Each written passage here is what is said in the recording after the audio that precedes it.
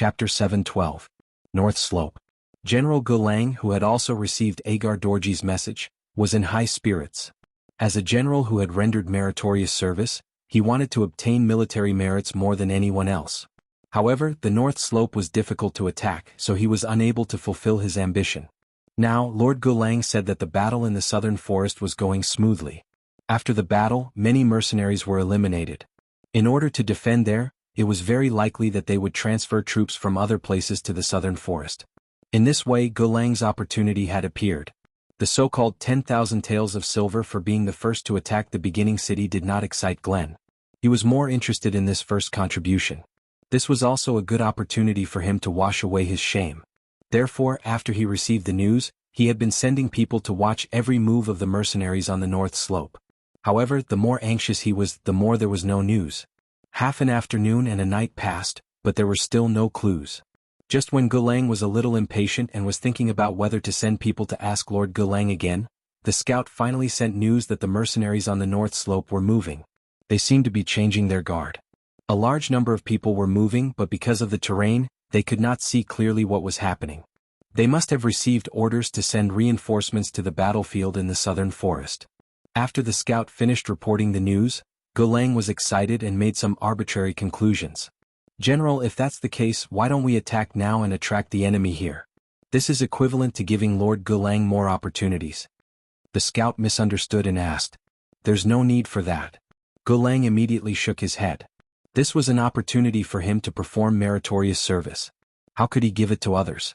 Therefore, while shaking his head, he said aloud, "Lord Gulang has already sent an order for us to find a way to rush to the beginning city. This is the greatest support for Lord Gulang, understand?" "Understood, General." The scout replied as if he had understood the situation.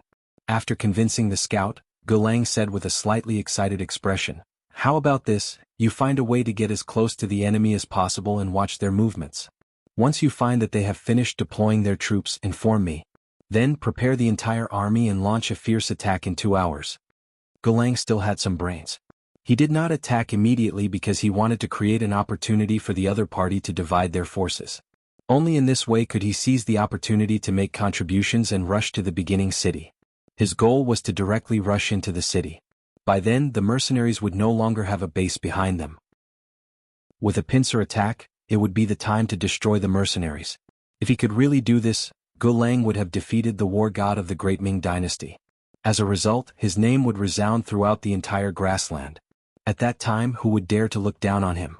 At that time, he would be able to raise his voice even in front of Lord Agar Dorj. Glenn was very excited and looked forward to the future. However, he did not know that the mercenaries on the North Slope were not really splitting up. They were just faking it. They had even dug a large enough pit to trap horses on the top of the slope, and had even joined forces with the Tiger's main independent regiment that had rushed over from the West River. They were just waiting for him to attack, and then they would give him a head-on blow and take him down in one fell swoop. This was originally one of Yang Qindong's plans.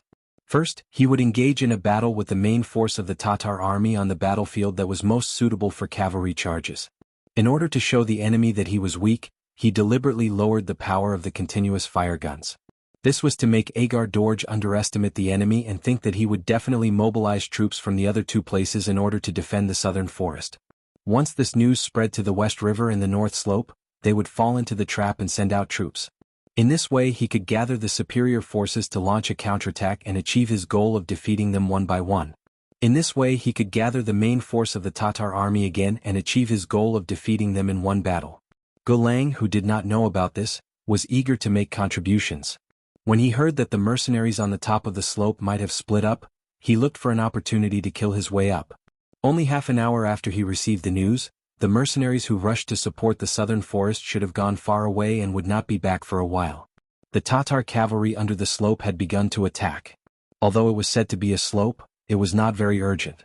It was just that the slope was longer and was not suitable for the cavalry to charge. However, if the cavalry worked hard, they would still be able to charge up. It was just that they would need more time. This time it was no longer a probing attack. The first charge was to send out 2,000 cavalry as the vanguard. Different from the previous two charges, these 2,000 cavalry were only met with sporadic resistance and had already charged halfway up the slope. Looking at the top of the slope, there were only a few hundred mercenaries who were giving out bows and arrows. Haha, as expected. Seeing that the front army was progressing so smoothly, Gulang laughed endlessly. He finally gave the order for the entire army to attack. Immediately, 10,000 Tatar cavalry loudly shouted and charged up the slope from the bottom of the mountain. On the top of the slope, the independent regiment's commander Tiger Mane and the cavalry reinforced regiment's commander Windchaser used binoculars to stare at the Tatar cavalry under the slope. The two of them revealed a look of disbelief. What a good-for-nothing. Even if it is a charge, it should not be so fast. Windchaser shook his head and put down the binoculars in his hand. He sighed and said, "Haha, good for a good-for-nothing. Our plan can be carried out even more smoothly. We can go support the southern forest even faster. The young master has been waiting for our good news." Tiger Mane also put down the binoculars in his hand. Then he reached for his waist and took out a 54 handgun. It was the basic equipment for mercenary officers and above. It was also a symbol of status. With Tiger Mane's status, he had already been equipped with this kind of high-level weapon. Now that he took it out, he was preparing to launch a counterattack. Windchaser also took out a 54 handgun from his waist. Then he carefully wiped it again and again. When the entire body of the gun was wiped until it seemed like it was reflecting light, he opened the safety and aimed it at the top of the slope. This time he also wanted to have fun with a handgun. Seeing Windchaser's excited appearance, Tiger Mane smiled and kindly reminded him, "Commander Windchaser, a handgun is not like a spear. The shooting distance is limited. If it is too far, it won't have any effect." I know. Windchaser repeatedly nodded. However, it could be seen that Windchaser was still a bit nervous. It was just like the first time he held a blade and rode on a horse. The two commanders only hid and didn't move. The other mercenaries also waited in their positions. Just like this, the Tatar cavalry charged halfway up the slope and into their line of sight. Jianghu, who was in charge of luring the enemy, looked like he was going all out to stop the advance of the Tatar cavalry. However, it was obvious that because of the small number of people, he was powerless. Seeing the enemy rushing up, he immediately panicked and shouted to retreat. Immediately, hundreds of cavalry turned around and fled. That clean and neat appearance attracted bursts of laughter from the Tatar cavalry behind. Under the laughter, Gulang also rushed to the top of the slope with the main cavalry. He also saw the scene of Jianghu leading the cavalry to retreat. Ah, good. Now we have successfully reached the top of the slope. Next, it is time for us to make a contribution. Boys, charge together with this general. The first to reach the beginning city will be rewarded with 100 silver taels. After Gulang shouted to boost the morale, the Tatar cavalry in front of him shouted excitedly. Then they rushed forward crazily. They wanted to follow behind Jianghu to see if they could kill the enemy in the process of chasing. At the same time, they also wanted to get closer to the beginning city. In this way, Jianghu ran in front. Behind him, there were tens of thousands of Tatar cavalry waving their sabers. From time to time, there would be people shooting arrows. Although the distance was still far and it was impossible to shoot, it did have a big deterrent effect. Jianghu, who was running in front, looked back from time to time. When he saw that the Tatar cavalry had indeed fallen into the trap and caught up with him, the corner of his eyes showed a trace of a proud smile. He looked back and saw the inconspicuous road sign on the side of the road. He said loudly to the cavalry warriors beside him, "We will soon reach the horse trap area." Everyone split up according to the plan. The mercenary cavalry who had been informed in advance of the trap immediately split into two sides, leaving the dangerous area and continuing to run forward. Some of the Tatar cavalry who were less than a mile behind also noticed this scene, but they didn't take it to heart. In their opinion, the enemy was probably in a panic and didn't know where to go. Since that was the case, they would just chase after them. Perhaps they were eager to make a contribution, perhaps they were impatient and careless, or perhaps they were arrogant and underestimated the enemy. In short, the Tatar cavalry broke into the horse trap that the mercenaries had already dug. Previously, they had considered the large number of enemies, so when the horse trap was dug, the scale was very large. It was more than 30 meters wide and 3 miles long. It consumed a lot of manpower and material resources, and now it could finally be put to use. Without any surprise, the Tatar cavalry fell into the trap. Before the first row of cavalry realized what was going on, their warhorses' heads sank and they fell into the 4-meter-deep pit. This was only the beginning. More and more Tatar cavalry fell into the pit like dumplings. They were advancing dauntlessly, wave after wave, and there was no break in between. One after another, more than half of the 2,000 vanguard cavalry fell into the pit. This finally attracted the attention of the other cavalry behind them. More and more Tatar cavalry pulled on the reins of their war horses and stopped in place. What's going on? General Glenn rushed over under the protection of a group of soldiers. When he saw the scene in front of him, he could not help but suck in a breath of cold air. More than 1,000 cavalry fell into the pit, and most of them were injured because of the trampling of their war horses. Some of them were even covered in blood and died. Chapter 7:13. Bastards, damn mercenaries. Seeing that he had lost more than 10% of his troops, Glenn was naturally furious. When he raised his head to look at the mercenaries who were still retreating along the path, he said angrily, continue to chase after them. They don't have any more tricks up their sleeves. I want to catch them and tear them into pieces. In Glenn's view, this was clearly the last resort of the mercenaries. This also proved that the other party had no other tricks up their sleeves. Otherwise, how could they set up such a big trap? It was too late and they didn't have time to rescue the cavalry who fell into the pit. After asking them to think of a way to save themselves, Glenn led most of the cavalry and continued to pursue the enemy. For safety reasons, he deliberately sent a cavalry team of 100 people to walk in front to prevent the appearance of traps. Obviously, this kind of worry was unnecessary. Large-scale horse traps required a lot of manpower and resources. Even if the mercenaries had individual shovels in their hands, it would be much easier to dig them out. However, such a large-scale trap with a wide area was not something that could be easily dug out. After chasing for another 3 miles, they were still very safe. This also made the Tatar cavalry who was originally nervous began to feel relieved. They began to speed up. Glenn, who was walking in the team, thought that at this speed, they should be able to reach the beginning city around noon. Disaster always came when there was the most hope, just like the darkness before dawn. Just when the Tatar cavalry thought that they saw hope and discovered that the distance between them and the mercenaries was shortened from 1 mile to less than 300 meters, suddenly, a loud gunshot broke the previous silence. Tiger's Mane, who was hiding in the grass on both sides of the road, opened fire. With the help of the half-meter-tall grass, he fired the first shot and hit a centurion who was shouting to urge the cavalry to move forward.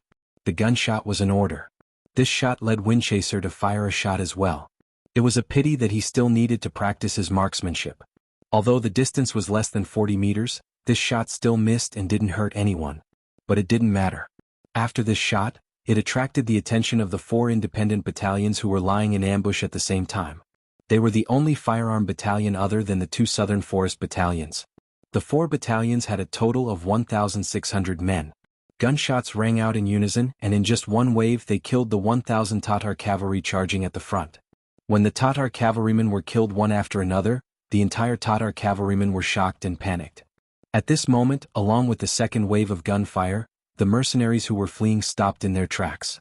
Not only that, but thousands of cavalrymen also appeared beside them. They brandished their sabers or held bows and arrows as they charged towards them. The arrogant Tatar cavalry was stunned by the sudden change in front of them. They watched as their companions were killed one by one on their horses. When they saw the cavalry getting closer and closer, many arrows were already falling in front of them. Some of their companions were even injured. They began to feel fear. The vanguard cavalry was killed by spears or arrows one by one. They were unable to exert enough fighting power. It was like a fist being held down by someone. When they were unable to kill the enemy, the strength of the Tatar cavalry was suppressed to the greatest extent. They could only passively take a beating. Don't panic, the warriors in front will attack the enemy with your sabers, the warriors in the back will be ready to attack. Seeing that the situation wasn't good, Gulang yelled. He knew that he had fallen into the enemy's trap, but at this moment he didn't have a better solution. If he retreated now, he might not have the chance to make a comeback. So he could only endure. The shout of the commander calmed down some of the Tatar cavalrymen. Some of them brandished their sabers and charged forward, while others held their bows and arrows ready to counterattack. After all, they had lived on horseback since they were young. Although there was an unknown change in the situation, their good psychological quality allowed them to quickly calm down. Throw grenades and break the enemy's formation. Prepare the bazookas and break their psychological defense. Tiger's Mane, who was hiding on the side of the road, was also shocked by the Tatar cavalrymen's fighting spirit. Fortunately, he still had a backup plan that could break the enemy's psychological defense. Under the order, some of the soldiers of the independent regiment took out the weapons they had prepared for a long time from their backs or waists. Tiger's Mane specifically asked them to stay behind when the 3 divisions of the Cold Front Division left. There were still a lot of grenades, and although there weren't many bazookas, it was still enough to deter the enemy. When these heavy weapons were taken out and activated, countless grenades were thrown at the Tatar cavalrymen like rain. There were also 2 bazookas loaded with shells and began to fire. The situation on the battlefield instantly became very tense. Boom boom boom boom boom, boom boom boom, boom. First there was a series of loud bangs from the grenades. They smashed a huge hole in the Tatar cavalry, causing countless warhorses to lose their composure amidst their neighs. They no longer listened to the orders of the cavalrymen and danced wildly.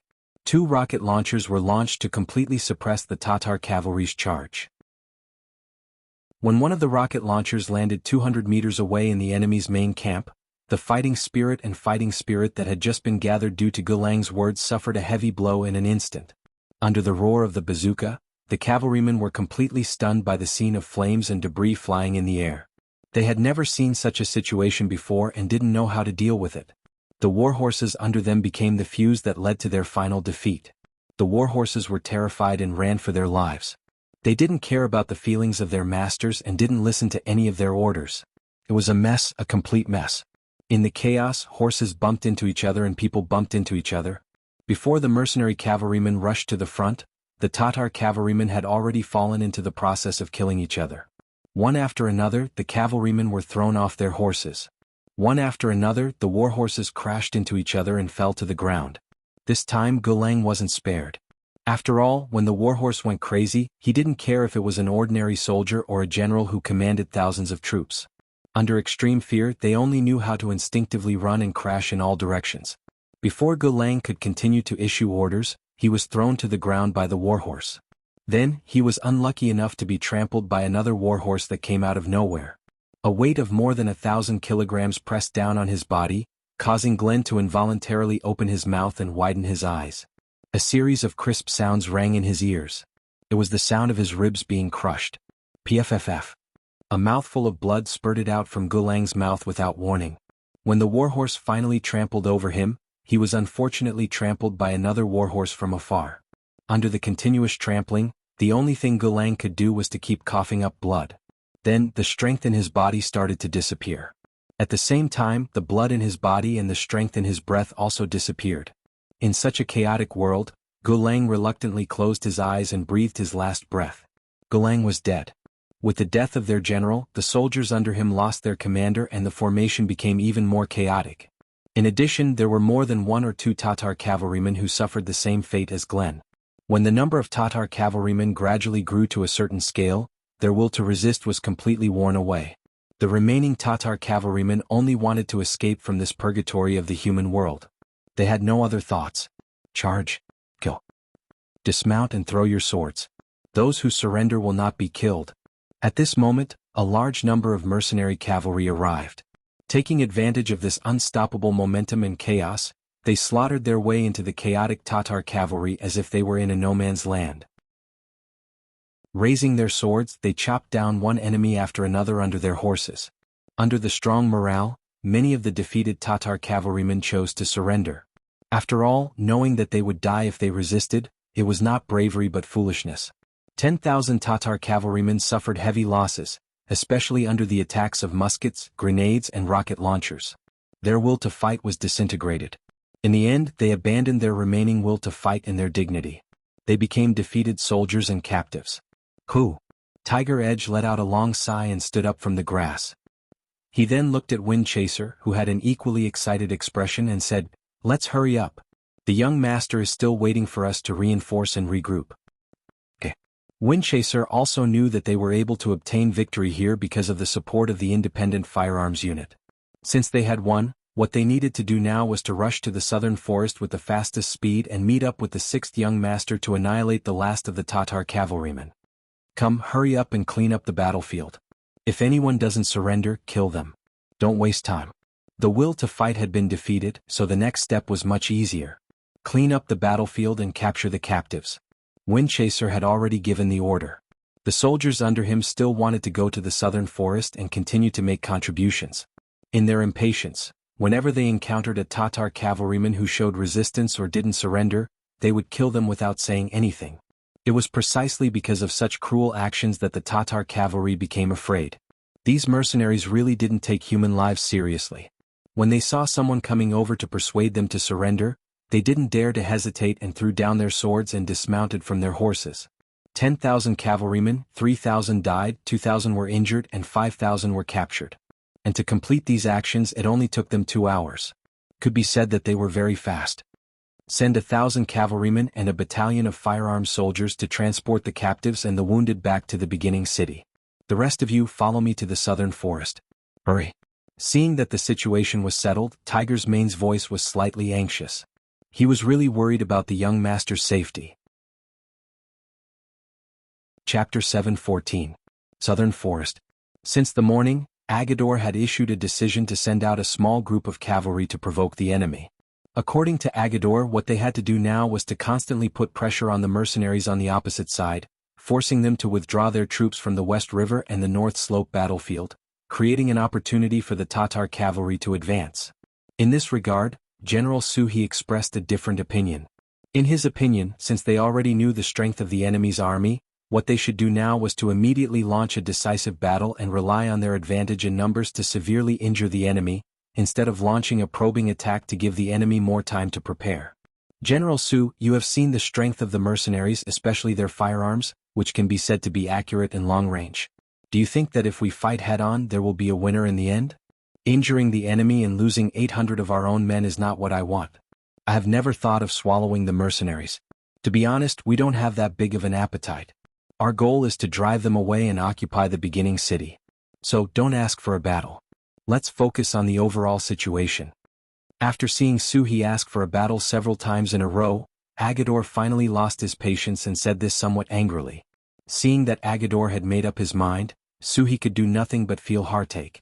Walking out of the military camp, he looked up at the sky helplessly and then said sadly, "God wants me to die." Compared with Agar Dorji's so-called view of the overall situation, in Suhi's view, it was just a manifestation of timidity. It was because this person was afraid of death, afraid that the army would be severely damaged, and afraid that his own strength would be damaged, so he placed his hopes on the other 2 routes. But in fact, whether it was Haraluaku or Glen, Suhi did not think highly of them. Of these 2, one was born as a son of a rich family, and the other was a general of a defeated army. Both of them belonged to the kind of people who had no strategy. It was simply self-deceiving and extremely unrealistic and irresponsible to put the hope of victory on them. It was just that Agador believed too much in the saying that numbers could defeat everything. He didn't listen to her advice at all, which made Suhi feel helpless. The only thing he could do was to watch small troops step forward and serve as whetstones for the mercenaries. That's right, when the mercenaries faced the Tatar cavalry, they did not choose to charge with their entire army. Instead, they chose to send small groups to harass the Tatar cavalry. After dispatching the main force of the independent regiment, Yang Qindong was left with less than 5,000 cavalry. Facing more than 10,000 Tatar cavalry, unless he was willing to take out all the firearms in his warehouse, it would be extremely difficult for him to win. Even Yang Qindong was prepared for the worst. If he couldn't hold on, he would slowly retreat and use the cooperation of the 2 gun battalions to exchange space for time. As long as the enemies at the West River and the North Slope were dealt with, he would have more troops to deploy. At that time, it would be time for him to launch an all-out counterattack. Unexpectedly, the other party seemed to know what he was thinking and cooperated with him. They did not choose to charge with their entire army, but instead sent small groups to harass the enemy. This was exactly what he wanted. After discussing with the 2 regimental commanders, Yella and Lu Jua, he decided to send a small group of cavalry to confront the enemy head-on and treat it as actual combat training. It was true that Agador brought elite Tatar cavalry, but the strength of the mercenaries was not bad either. In particular, their training was several times better than the other forces.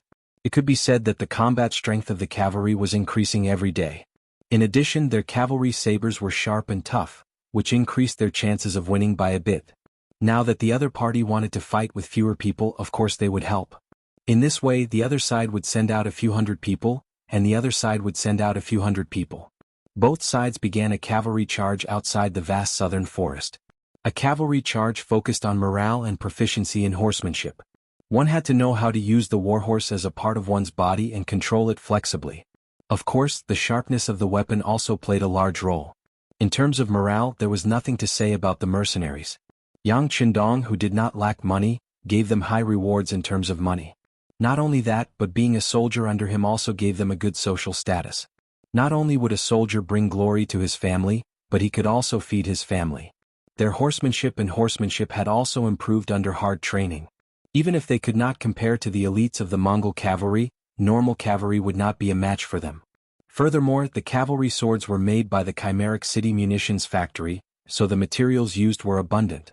Its sharpness and toughness were unparalleled, which made up for some of the shortcomings in horsemanship.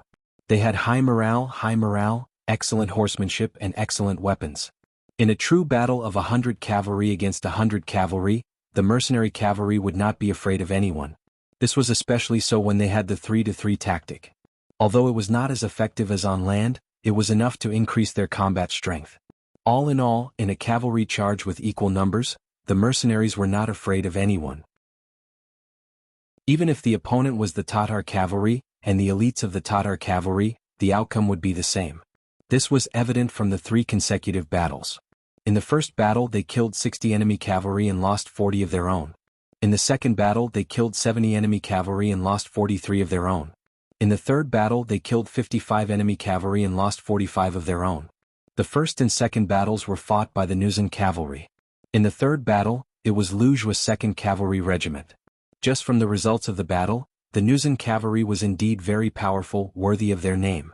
Of course, this result had a lot to do with the cavalry swords in their hands.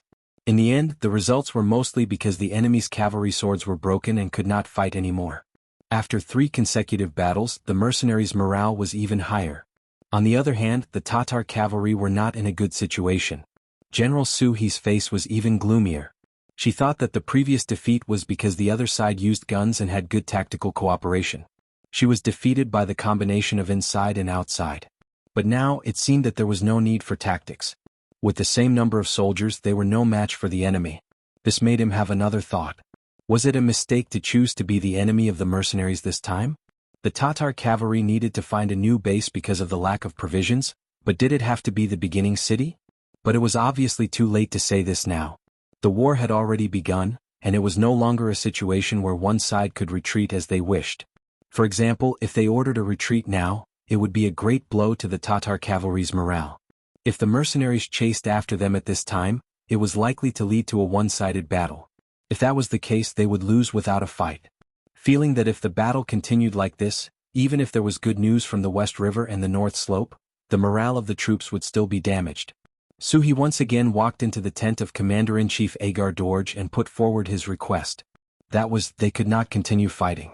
Sir, we can't continue fighting. After 3 battles we have lost. The morale of the troops has begun to become unstable. Su He said with a worried face. Yes, Agar Dorje, who was sitting at the head of the tent, replied absent-mindedly. Sir, what are you thinking about? Seeing that Agar Dorje's expression was a little ugly, Su He asked casually out of concern. It's nothing. It's just that the scouts we sent out suddenly stopped responding. There's also no news from the West River and the North Slope. It's been almost a day. Do you think there's a problem? Agar Dorje hesitated for a moment, but considering that Su He was his general, there were some things that he should not hide from him. So he carefully told him what had happened. What?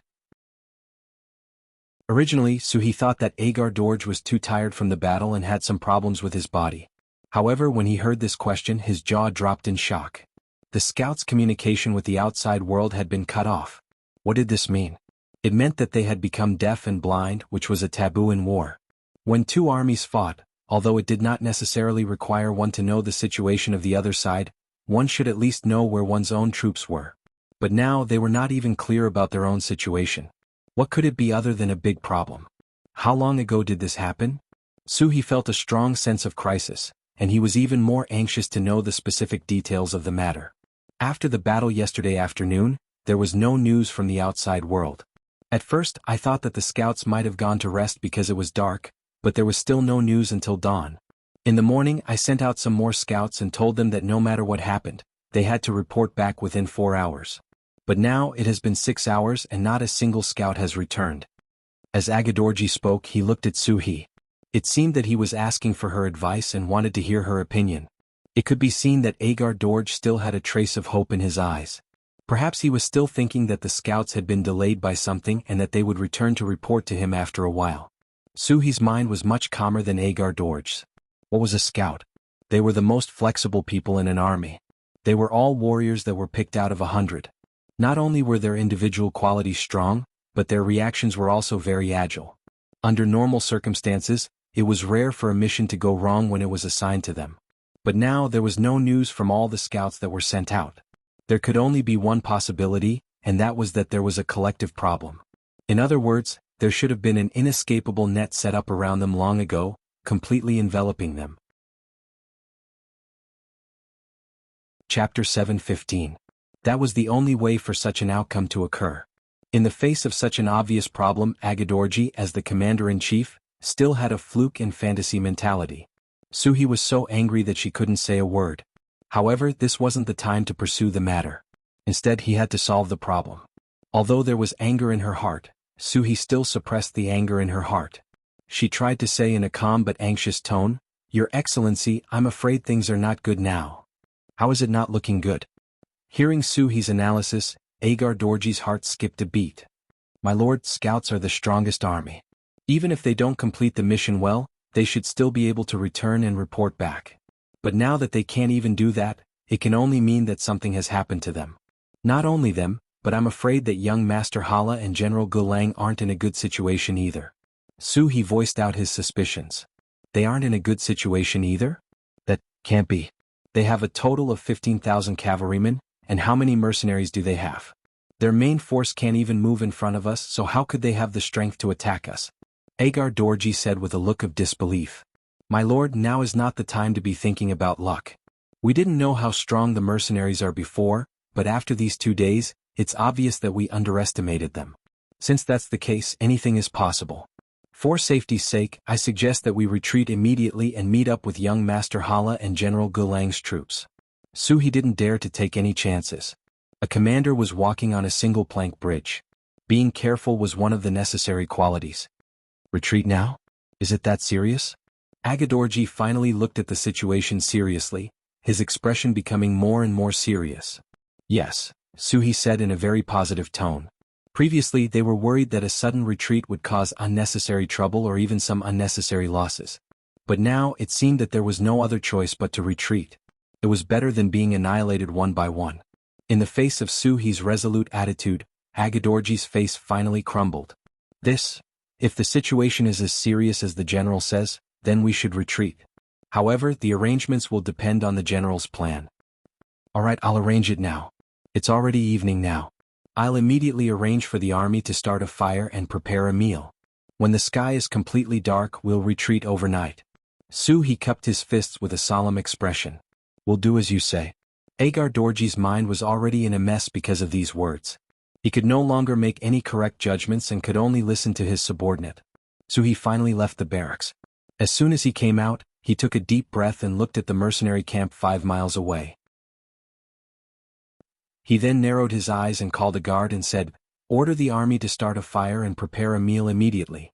Also, arrange for 100 cavalry to challenge the mercenaries." The guard had a puzzled look on his face. Previously, the general was against such a small army fighting. It was no different from sending them to their deaths, and it would be a blow to their morale. Why did the general change his mind in such a short period of time? But since it was the general's order, of course he would obey. After cupping his fists, he turned around and made the arrangements. After watching the guard leave, Suhi looked at the mercenary camp again and murmured, "I underestimated you, but once we leave this time, the next time we come, we will definitely let you know the power of the Tatar cavalry." Mercenary camp. Yang Qindong was resting in the big tent when Beta Persei suddenly entered the tent to report that the Tatars had sent another 100 cavalry to challenge them. "They sent people again?" Yang Qindong raised his head when he heard this. A trace of doubt flashed in his eyes. "Yes, they sent another 100-men team. They are now 2 miles away from our camp and have already set up a formation." Beta Persei nodded and replied. "Then arrange for the 2nd Regiment to send a company of brothers to meet them. Oh, by the way, call Commander Yella and Lu Zhua to come over for a meeting." After Yang Qindong finished arranging, he instructed again. For some reason, he felt a faint sense of uneasiness in his heart. Beta Persei left, but after a cup of tea he reappeared. Along with him were the commander of the Nuzan Cavalry Regiment, Yella, and the commander of the 2nd Regiment, Wuxia. "Hello, 6th young master." As soon as the 2 regimental commanders entered the tent, they were extremely respectful. "You're welcome, take a seat wherever you like. Beta Persei, serve the tea." Yang Qindong invited the 2 regimental commanders to sit in front of him with a smile on his face. As soon as the 2 of them sat down, he said, "It's almost dark, and the Tatars have sent troops to challenge us again. What do the 2 of you think?" Originally, the 2 of them were receiving tea from Beta Persei, but when they suddenly heard this, they were both stunned.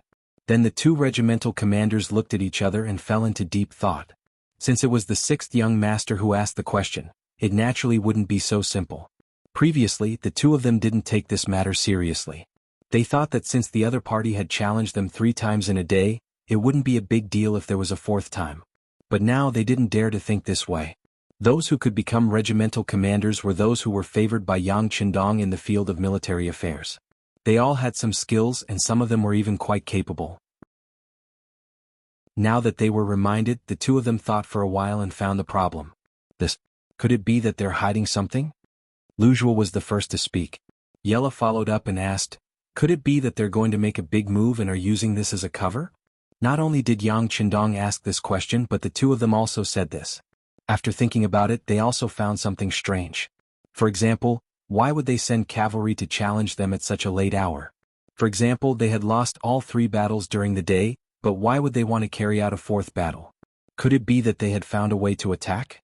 Just as the 2 regimental commanders finished speaking, the curtain of the military tent was lifted and the captain of the 1st Guard team, Qiu Vi, walked in.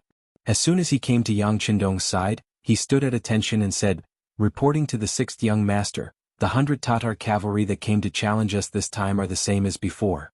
Also, you asked me to observe the other party's movements. The scout said that the other party is cooking, and the camp looks very busy." "That's right." After Yang Qindong heard this, he slapped his thigh and laughed. He felt that something was wrong before, so after Beta Persei went out, he called Qiu Vi and asked him to inquire about these 2 things. The answer to the first thing already proved that the other party didn't have any new methods. In other words, the so-called Tatar cavalry didn't have any new methods to attack. The second thing was to see if there were any changes in the Tatar camp. The conclusion now confirmed a lot of things. It was the end of July and the days were long and the nights were short. In order to prevent the soldiers from starving at night, meals were served late. Generally, when there was no war, meals wouldn't be served so early. Based on this alone, the Tatar camp's actions could be considered abnormal. What kind of person was Yang Qindong? With an extra lifetime of experience, the things he had seen and heard were far more powerful than the others. Especially his work in his previous life required him to be cautious. Many times, if the slightest problem was not discovered and solved in time, it would lead to irreparable consequences. So in terms of courage and carefulness, no one could compare to him. The sudden challenge from the Tatar cavalry made him vigilant, so it was not surprising. Of course, if Suhi knew that he deliberately sent troops to challenge them in order to show that he was normal, but this kind of behavior was a bit excessive and would attract attention, he wouldn't know whether he should cry or cry. The enemy will definitely make a move. If my guess is correct, they are most likely preparing to retreat. Yang Qindong summarized the 2 pieces of information he just received. It was a bit arbitrary but also a bit resolute. The enemy is retreating. Hearing the news, Yila and Wuxia were startled, but they quickly nodded.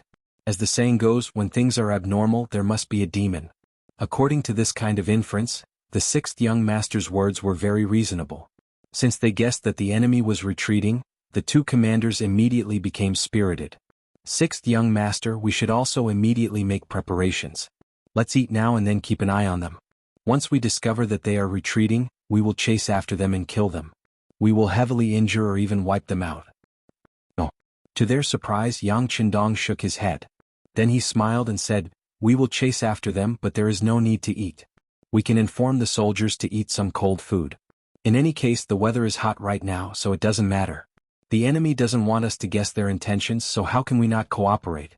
By the way, Tiger's Mane and Windchaser should be rushing over with the army. Let's see where they are now."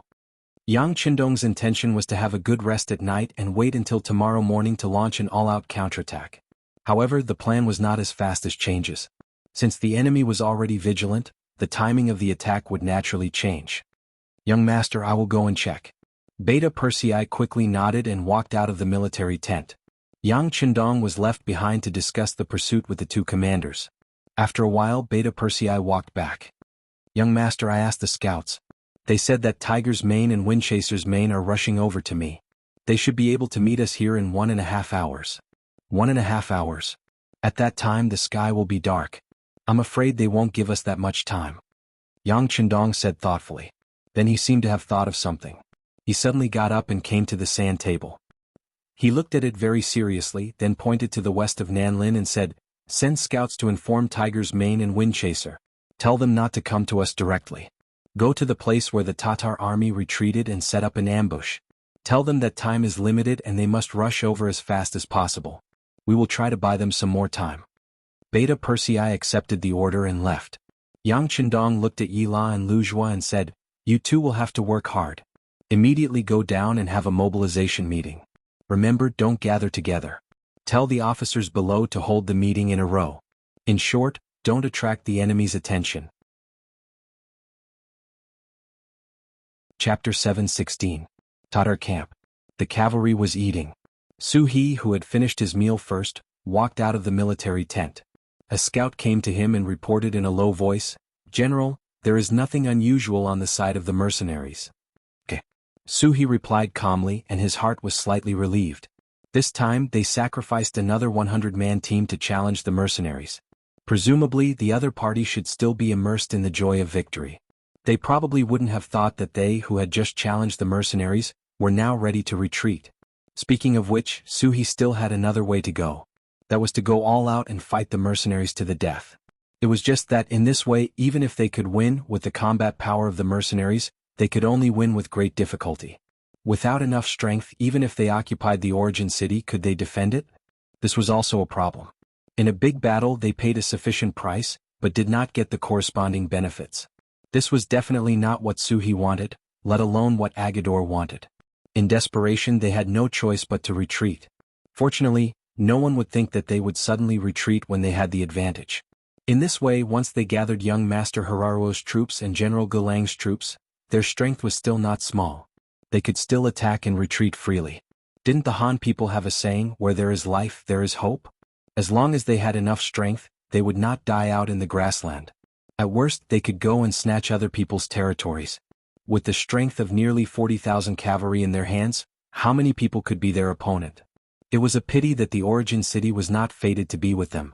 Thinking of this, Su He still felt a little regretful.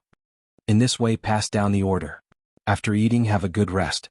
When the sky is completely dark, we will retreat. Inform all the cavalry that no one can light the torches. Just leave quietly. Since they had decided to leave, there was obviously no need to think about other things. After Su He shook his head vigorously, he instructed the scout beside him. It had to be said that Su He was worthy of being a famous general. He was very careful when doing things. If the opponent this time was not Yang Chendong but someone else, perhaps he would have been deceived by him. The sky gradually darkened, to the point where they had to use torches to see the road under their feet. But from afar he could still see some shadows, so Su He wanted to wait a little longer. But at this moment an unexpected thing happened. Suddenly, a scout came to report that the mercenaries had sent a team of 100 cavalrymen to challenge them. "They want to challenge me? It's already so late. Can you still see clearly?" Su He was surprised and puzzled when he heard the news. The scout also had a confused look on his face. He was only responsible for passing on the message. Other things were not for him to consider or question. "All right, since they're here, then let's fight. How about this, arrange a team of 100 to fight with them. But make sure to tell them that if they can't win, then retreat. There's nothing to be ashamed of. This is also my order." Su He did not want to agree, but if he did not agree, what would he do if the other side was alerted? In the end, he had no choice but to accept the challenge. What Su He didn't know was that this was just Yang Chendong's stalling tactic. He was giving Su He a taste of his own medicine. Right now he needed time to give Tiger Edge, Windchaser, and the others some time. After thinking about it, sending someone to challenge them now was the best option. If it was a normal day, the Tatar tribe might not agree if they sent people to challenge them at this time. But now they wanted to escape. As the saying goes, a thief has a guilty conscience. They would definitely accept the challenge. With this in mind, a company of cavalrymen was sent out. So he did not think too much about it. In his opinion, the other side clearly wanted to continue showing off their strength. Moreover, he had issued 4 challenges during the day. Wouldn't he allow them to challenge him again? This was a very normal thing. Just like this, when night fell, both sides sent a team of 100 to fight on the prairie. The result was needless to say. Of course, the Tatar cavalrymen were defeated. Compared to the day, this battle was shorter. But even so, the mercenaries were able to gain half an hour of time. This was because even after the battle ended, the victorious mercenaries didn't retreat immediately. Instead, they stood on the spot and cursed for a while. After cursing to their heart's content, they laughed heartily and said that they were going back for dinner and returned happily. The scout came back with news that there were fireworks in the mercenary camp. This made Suhi feel relieved. Since the other side chose to cook at this time, they must not have thought that he would escape. The opportunity finally came. Pass down the order. The army will retreat in order. Leave the torches and tents behind. In order to completely cover up the traces of the retreat, Suhi made a lot of sacrifices. When the sky was completely dark, the Tatar cavalrymen finally began to retreat. Agar Dorj was in the army and he retreated with the First Army. He left the dangerous task of covering the retreat to General Suhi. Under the cover of the night, the scouts who were lurking within a mile of the Tatar camp saw everything with the help of night vision devices. Seeing that everything was as the 6th young master said, and that the enemy was really retreating overnight, the scouts secretly admired him and immediately sent someone to report the news. The mercenaries who did not hold torches had already mounted their horses, their swords were sheathed, and their bows were on their bodies. The news from the scouts confirmed the 6th young master's guess. There would be a big battle soon and it would be a chase. All the soldiers were somewhat excited. Yang Qindong was also riding on the white dragon horse. After hearing the exact news from the scout, his expression was also filled with excitement, and he shouted a good word. The enemy had decided to retreat, and now was the time to beat a drowning dog. Yang Qindong pulled out the saber at his waist and loudly said to the 5,000 cavalrymen beside him, "Soldiers, it's time to perform a meritorious service. Pass down my order, pursue and beat the Tatar cavalrymen. Beat the Tatar cavalrymen." The roar was like a tsunami, followed by the movement of thousands of horses. The torches were lit again and held in their hands. Other than a small number of soldiers who stayed behind to guard the camp, the rest of the cavalry let out a loud roar and all of them patted their horses and madly galloped toward the Tatar camp. The Tatar cavalrymen who were retreating step by step according to the plan suddenly saw countless torches coming from the front. The torches were getting closer and closer and they panicked for a moment. General Suhi, who was commanding the army, was also shocked by the scene in front of him. His first thought was that his plan had been exposed and the enemy knew about it. Things are not good. You follow me. The rest of you quickly retreat. I will catch up with you later. As expected of Agar Dorji's #1 general, Suhi quickly calmed down and quickly gathered the 3,000 cavalrymen to stay behind to cover the retreat. The situation was too sudden and it was useless to say anything. At this time they needed time to retreat. Suhi stepped forward bravely, holding the bow and arrow he often used, and shouted to the 3,000 cavalrymen behind him, "Follow me and use the bow and arrow to counterattack, and suppress the enemy's momentum." 3,000 cavalrymen and 3,000 arrows, under the simultaneous attack, the battle formation was very shocking. At least in Suhi's opinion, it would not be a problem to hold on for a while. The rest of the Tatar army quickly retreated. Suhi led the 3,000 cavalrymen and waited for the mercenaries to come closer. When the first torches were less than 200 meters away, Suhi took the initiative to draw his bow and shouted, "Everyone follow me and counterattack with the bow and arrow. Fire!" Suddenly, arrows were shot out like rain, heading straight for the mercenaries coming from afar. Wherever they shot there were torches. This seemed to have become a target marker, allowing everyone to find the direction of their attacks in the dark. Ding ding dang dang. The arrows fell like a dense rain and from time to time, the torches would suddenly stop and fall to the ground. Under such a dense counterattack of arrows, many of the mercenaries were shot down from their horses.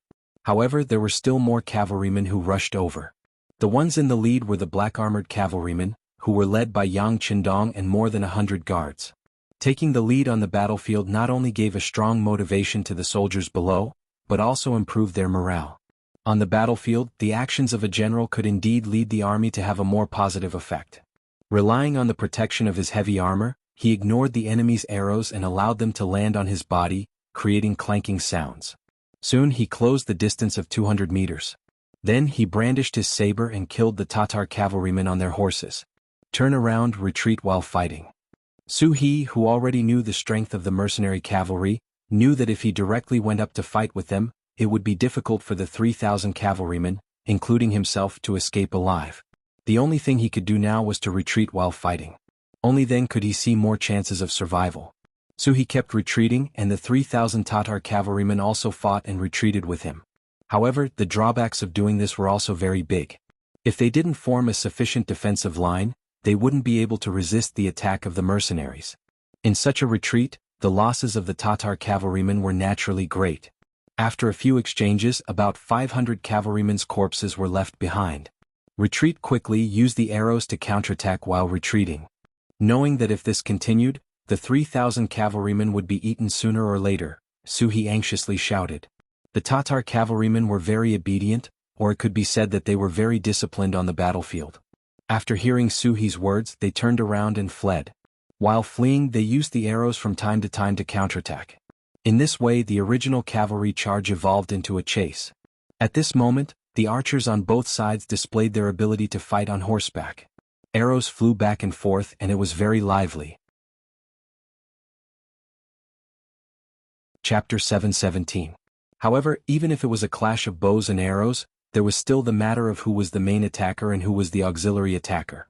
As the chase continued, it was clear that the mercenaries who were charging in from the front had an advantage. The Tatar cavalry who were constantly retreating had suffered losses, and the number of cavalry had been sharply decreasing. Fortunately, the sky was completely dark at this time. If it was daytime, the losses would be even greater. However, the night also had its disadvantages.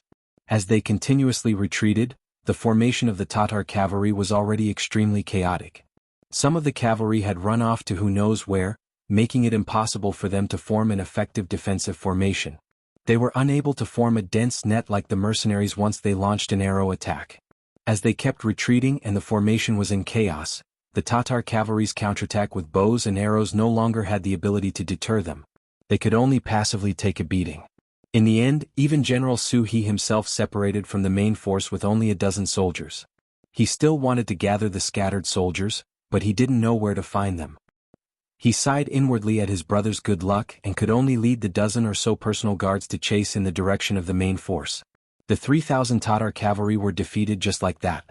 Apart from the initial threat of the arrows, they didn't put up any decent resistance. From start to finish, they only delayed Yang Qindong's troops for a little more than 2 hours. The main force of the mercenaries once again entered the process of chasing the enemy. During this time, the main force of the Tatar cavalry didn't run very far. This was because not long after they escaped from the southern forest under the leadership of Lord Agar Dorje, they encountered the Tiger's Man Independent Regiment and the Windchaser Regiment that were responsible for ambushing and blocking. The two regiments were ordered to guard the retreat of the Tatar cavalry. Just as they began to set up the battlefield and ambush, they saw many figures in the distance. The main force of the Tatar cavalry was rushing over. Attack! Tiger's Man didn't even have time to dig up the mines. He led his 3 gun brigades to launch a frontal assault on the retreating Tatar cavalry. The sudden gunshots, the dense gunshots without any warning, and the whistling of the flames that could be seen in the darkness, instantly disrupted the formation of the retreating Tatar cavalry. After a series of gunshots, at least a few hundred riders died on their horses, and over 1,000 were injured to varying degrees. Seeing the firearm battalion of the mercenaries here, Agar Dorje, who was following the army, naturally turned pale with fright. What he was more worried about wasn't how much of an attack he had suffered. He was more worried about why there were so many mercenaries here. Shouldn't they have been pinned down by General Glenn's headquarters on the northern slope of the West River? Could it be that their appearance here meant that something had already happened on both sides? As soon as this thought appeared in his mind, Agar Dorje felt uneasy. When the Kiliarchs came to ask for instructions, he actually didn't have a definite idea. Speaking of which, Agar Dorje's military talent wasn't very good. It was only because he was born into a good family and had followed his elder brother Tuachuo Buhua since he was young that he gradually began to master the military. When it came to controlling people's hearts, he might have some methods, but when it came to commanding on the battlefield, his ability was far inferior. In his confusion, Agar Dorje, who didn't have much military talent to begin with, didn't have any better ideas. Faced with the instructions of his junior generals, He could only order the army to charge through the enemy's defensive line. Only in this way could they have a chance to escape. Without a strict organization, the Tatar cavalry charged in 1,000-men formation. However, facing Tiger's Man's 3-gun brigades, 7 cavalry brigades, and more than 2,000 cavalry from the Windchaser group, such a charge naturally caused heavy losses. The battle lasted for more than 2 hours. Apart from about 3,000 cavalry that managed to break through the encirclement, the rest of the Tatar cavalry were still trapped here, unable to escape. It was at this time that General Suhi rushed over with a dozen soldiers. Agar Dorji, who was at his wits' end, was overjoyed when he heard the news and wanted to hand over the command of the army to him. However, when the two met, General Suhi's head was already covered in cold sweat. The first sentence he said made Agar Dorji feel as if the heavens wanted to kill him. "Sir, behind me is the main force of the mercenaries. This time, with 2 sides surrounding us, I'm afraid that the army won't be able to escape destruction. So fast." Hearing that the main force of the mercenaries was coming from behind, Agar Dorji felt as if the world was spinning and he couldn't see any hope. In contrast, Suhi was much calmer. Although the current situation was very difficult, it wasn't that they didn't have any advantages. For example, their current total military strength was higher than the enemy's. For example, it was now night and they were better at escaping. Of course, even if they had more military strength than the enemy, Suhi wasn't arrogant enough to think that they could achieve a full counterattack and achieve victory. The continuous escape had caused the army to lose the most important morale. To put it more harshly, the morale of the army might collapse at any time. Once that happened, there was no doubt that they would lose. Although Agar Dorji had many faults such as being greedy, cowardly, bullying the weak, and fearing the strong, in any case this person was still his superior. If Agar didn't put him in an important position, he wouldn't be where he was today. At this moment, Suhi made up his mind to repay Agar Dorji. "Your Excellency, it is impossible to turn the tables now. You can only escape and hope that you can rise again to take revenge for what happened today." Suhi said as if she had made some kind of decision. When he made this decision, he was also prepared to sacrifice himself at any time. Agar Dorji was shocked by Suhi's decision. He was a little touched and asked, "If I leave, what about you, General?" "Meh. Of course I'll stay and lead the army to fight the mercenaries. If I don't do that, I'm afraid that you won't be able to take the opportunity to escape." Suhi smiled bitterly. Who didn't want to live? But when he was destined to sacrifice others, he could only choose to stay. After all, the other party was Agar Dorji and he was only a general under him. Agar Dorji of course knew this truth. At this moment he was extremely excited and angry. He was excited because Suhi was willing to sacrifice him to protect himself. He was angry because this battle had cost them everything. From now on he could no longer be a powerful force on the prairie. The glory of the past had nothing to do with him. Regardless of what he thought, Agar Dorji finally agreed to Suhi's request and chose to leave. At this time he really handed over the command of the army to Suhi. He only left 3,000 elite cavalrymen with him to break out of the encirclement. After Suhi got the command, the first thing she did was to let the soldiers around her spread the news that General Gulang of the North Slope and Hala Rua of the West River were coming here. As long as they could hold on until dawn, the army would come to support them and turn the tide. Of course this was impossible. According to Suhi's judgment, it was very likely that the two armies had met with mishap. Otherwise, where would the mercenaries find the strength to intercept him here? But he still had to tell the public this. Only then would the morale of the army not be in chaos and not collapse, creating a chance for Agar Dorji to escape. Sure enough, Suhi's strategy was correct. After the news was released, the originally chaotic Tatar cavalry calmed down a lot. People were afraid of having no hope. As long as there was hope, anyone would think of a way to fight for it.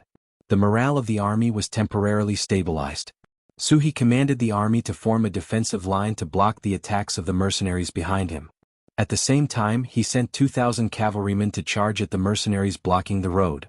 He wanted to tear a hole in the front in the shortest time possible to create a chance for Agar Dorji to escape. With the morale of the army stabilized, the orders were carried out seriously by the cavalrymen below. When Yang Chendong brought the main army to the rear of the Tatar cavalry, it was not as easy as expected. Instead, it was met with strong resistance. What's going on? Yang Chendong saw that many of the mercenaries were too careless and rushed too quickly. As soon as they entered the defensive line of the Tatar cavalry, they were submerged. In a short period of time, they lost hundreds of cavalrymen. He ordered his men to stop the attack and called over the scouts to ask about the situation. The battalion commander of the reconnaissance battalion, Su Yunxing, had already joined the army at this moment. When he was called over by Yang Qindong for questioning, he told him what he saw. Sixth young master, the Tatar cavalry was indeed in chaos before, but because of the arrival of Su He, the situation changed. I don't know why they stabilized the morale of the army and had the power to fight back. After all, the time it happened was too short. It was already very difficult for the reconnaissance battalion to obtain this information. Yang Qindong did not mean to blame the other party. Instead, he asked with interest, after Su He came back, the morale of the army stabilized? It seems that this person has some ability. Yes, we learned from some of the prisoners that the order to retreat was also given by this person. It seems that his insight on the battlefield is also good. Beta Persei added. Haha, then I am interested in this person. Yang Qindong laughed. Now was the time to use people. If the other party was really capable, then he did not mind recruiting him for his own use. It was just that the enemy had not been defeated yet. It was a bit too early to think about this. Like this, give the order. Don't rush to attack. When the army arrives, launch a fierce attack in units of battalions and companies. We need to advance in all directions. We can't do any individual breakthroughs. Also, the reconnaissance battalion must immediately figure out the situation and allow you to see the prisoners freely. Yang Qindong was not willing to fight a battle that he was not confident in. At least, he would not rashly launch a fierce attack before he figured out what was going on in the enemy camp. Chapter 7:18. Beta Persei and Su Yunxing went to carry out the order.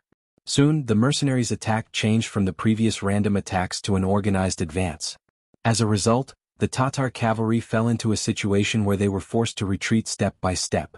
It was beyond Su He's expectation that the mercenaries behind him reacted so quickly.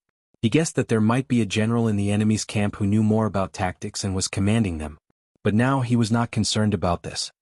He was more concerned about whether the 2,000 cavalrymen he sent would be able to open a bloody path for Lord Agar Dorji to escape.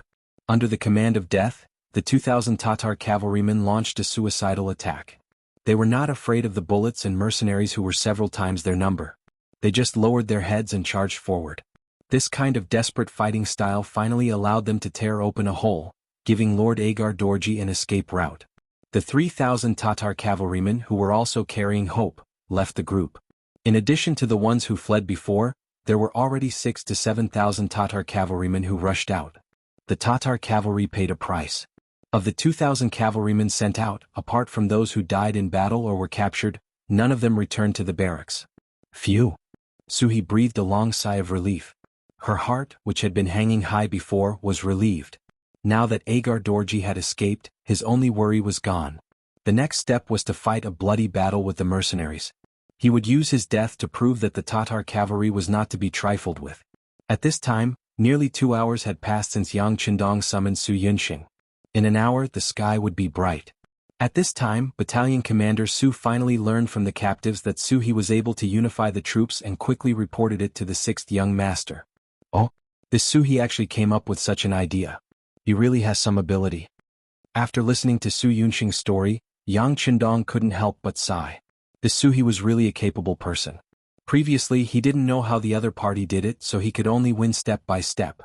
But now that he knew the method the other party used, he only needed to find a way to counter it. How about this? Pass down my orders. Everyone stop attacking and wait for daybreak. Once the enemy attacks, the musketeers will be at the front and the archers will be at the back, suppressing them from breaking through. This was not the result that Yang Qindong wanted to see.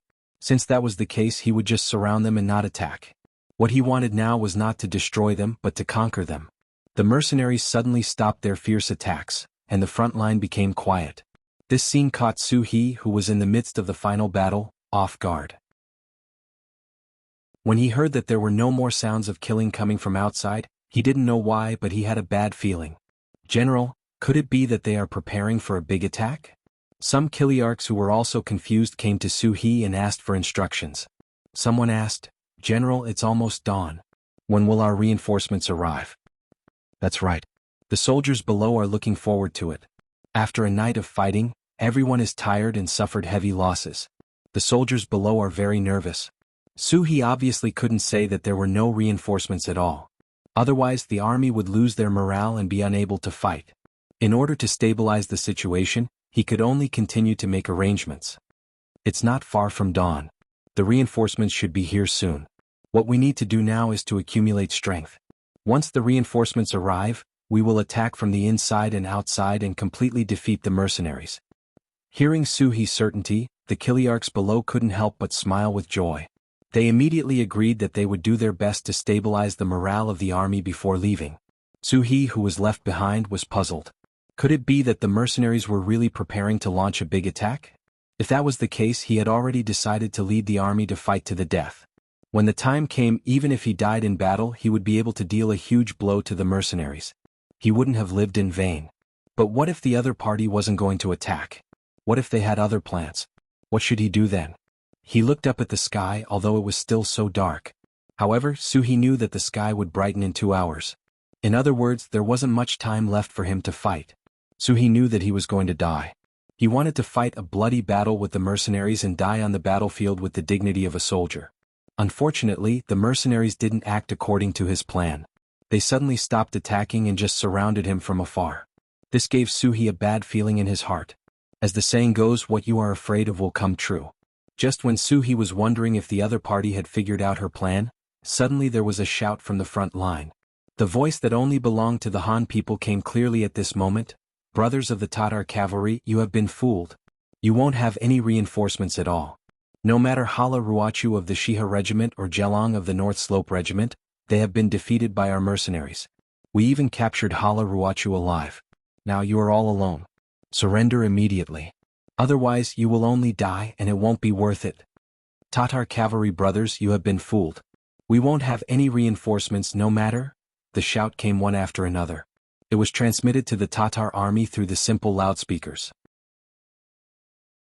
When the cavalrymen heard the news for the first time, they all looked at each other with ugly and angry expressions. Their faces were ugly because of the situation they were in. They were angry because they knew that they were fooled. For a moment, the camp was like a nest that exploded. No matter how hard the Kiliarchs tried, they couldn't suppress it anymore. Left with no choice, these Kiliarchs could only band together and come to Su-hee to ask for an explanation. Su-hee didn't panic like everyone thought. Instead, he rode on his horse calmly. Looking at the angry Kiliarchs, he lowered his head and admitted his mistake. I'm sorry everyone. I lied before. We might really have no reinforcements. What? Really no reinforcements? If that's the case, what should we do next? Without reinforcements, we won't be a match for the mercenaries. That's right. What should we do? General Su, please come up with a plan. The Kiliarchs all talked at once. Facing Su-hee, who admitted everything, they suddenly realized that they weren't that angry. After all, he didn't take the opportunity to escape. Instead, he stayed here like everyone else. With this, they couldn't vent their anger. First, Su-hee calmed the Kiliarchs down. Then he talked about how to deal with the mercenaries. Brothers, it's obvious that the mercenaries want to use psychological tactics to win without a fight. If that's the case, we'll all become their prisoners. We'll even live a life worse than death. Since that's the case, why don't we give it a try? Maybe we'll have a chance to survive. Even if I can't escape and die on the battlefield, I can die a happy death and be a hero. General, you mean? The Kiliarchs had already guessed what Su-hee was going to do next. I mean, let's give it a try and kill our way out. Let's leave it to fate. Su-hee also knew that at this moment he could only tell the truth. Only then would they have a chance to live. Breaking out of the encirclement wasn't an easy thing to do. Most people might even lose their lives here. But as Su-hee said, if they didn't do this, they didn't have any better choice now. These Kiliarchs looked at each other and finally nodded helplessly. After getting the support of these Kiliarchs, Su-hee immediately gave the order for the entire army to charge out under the cover of the moonlight.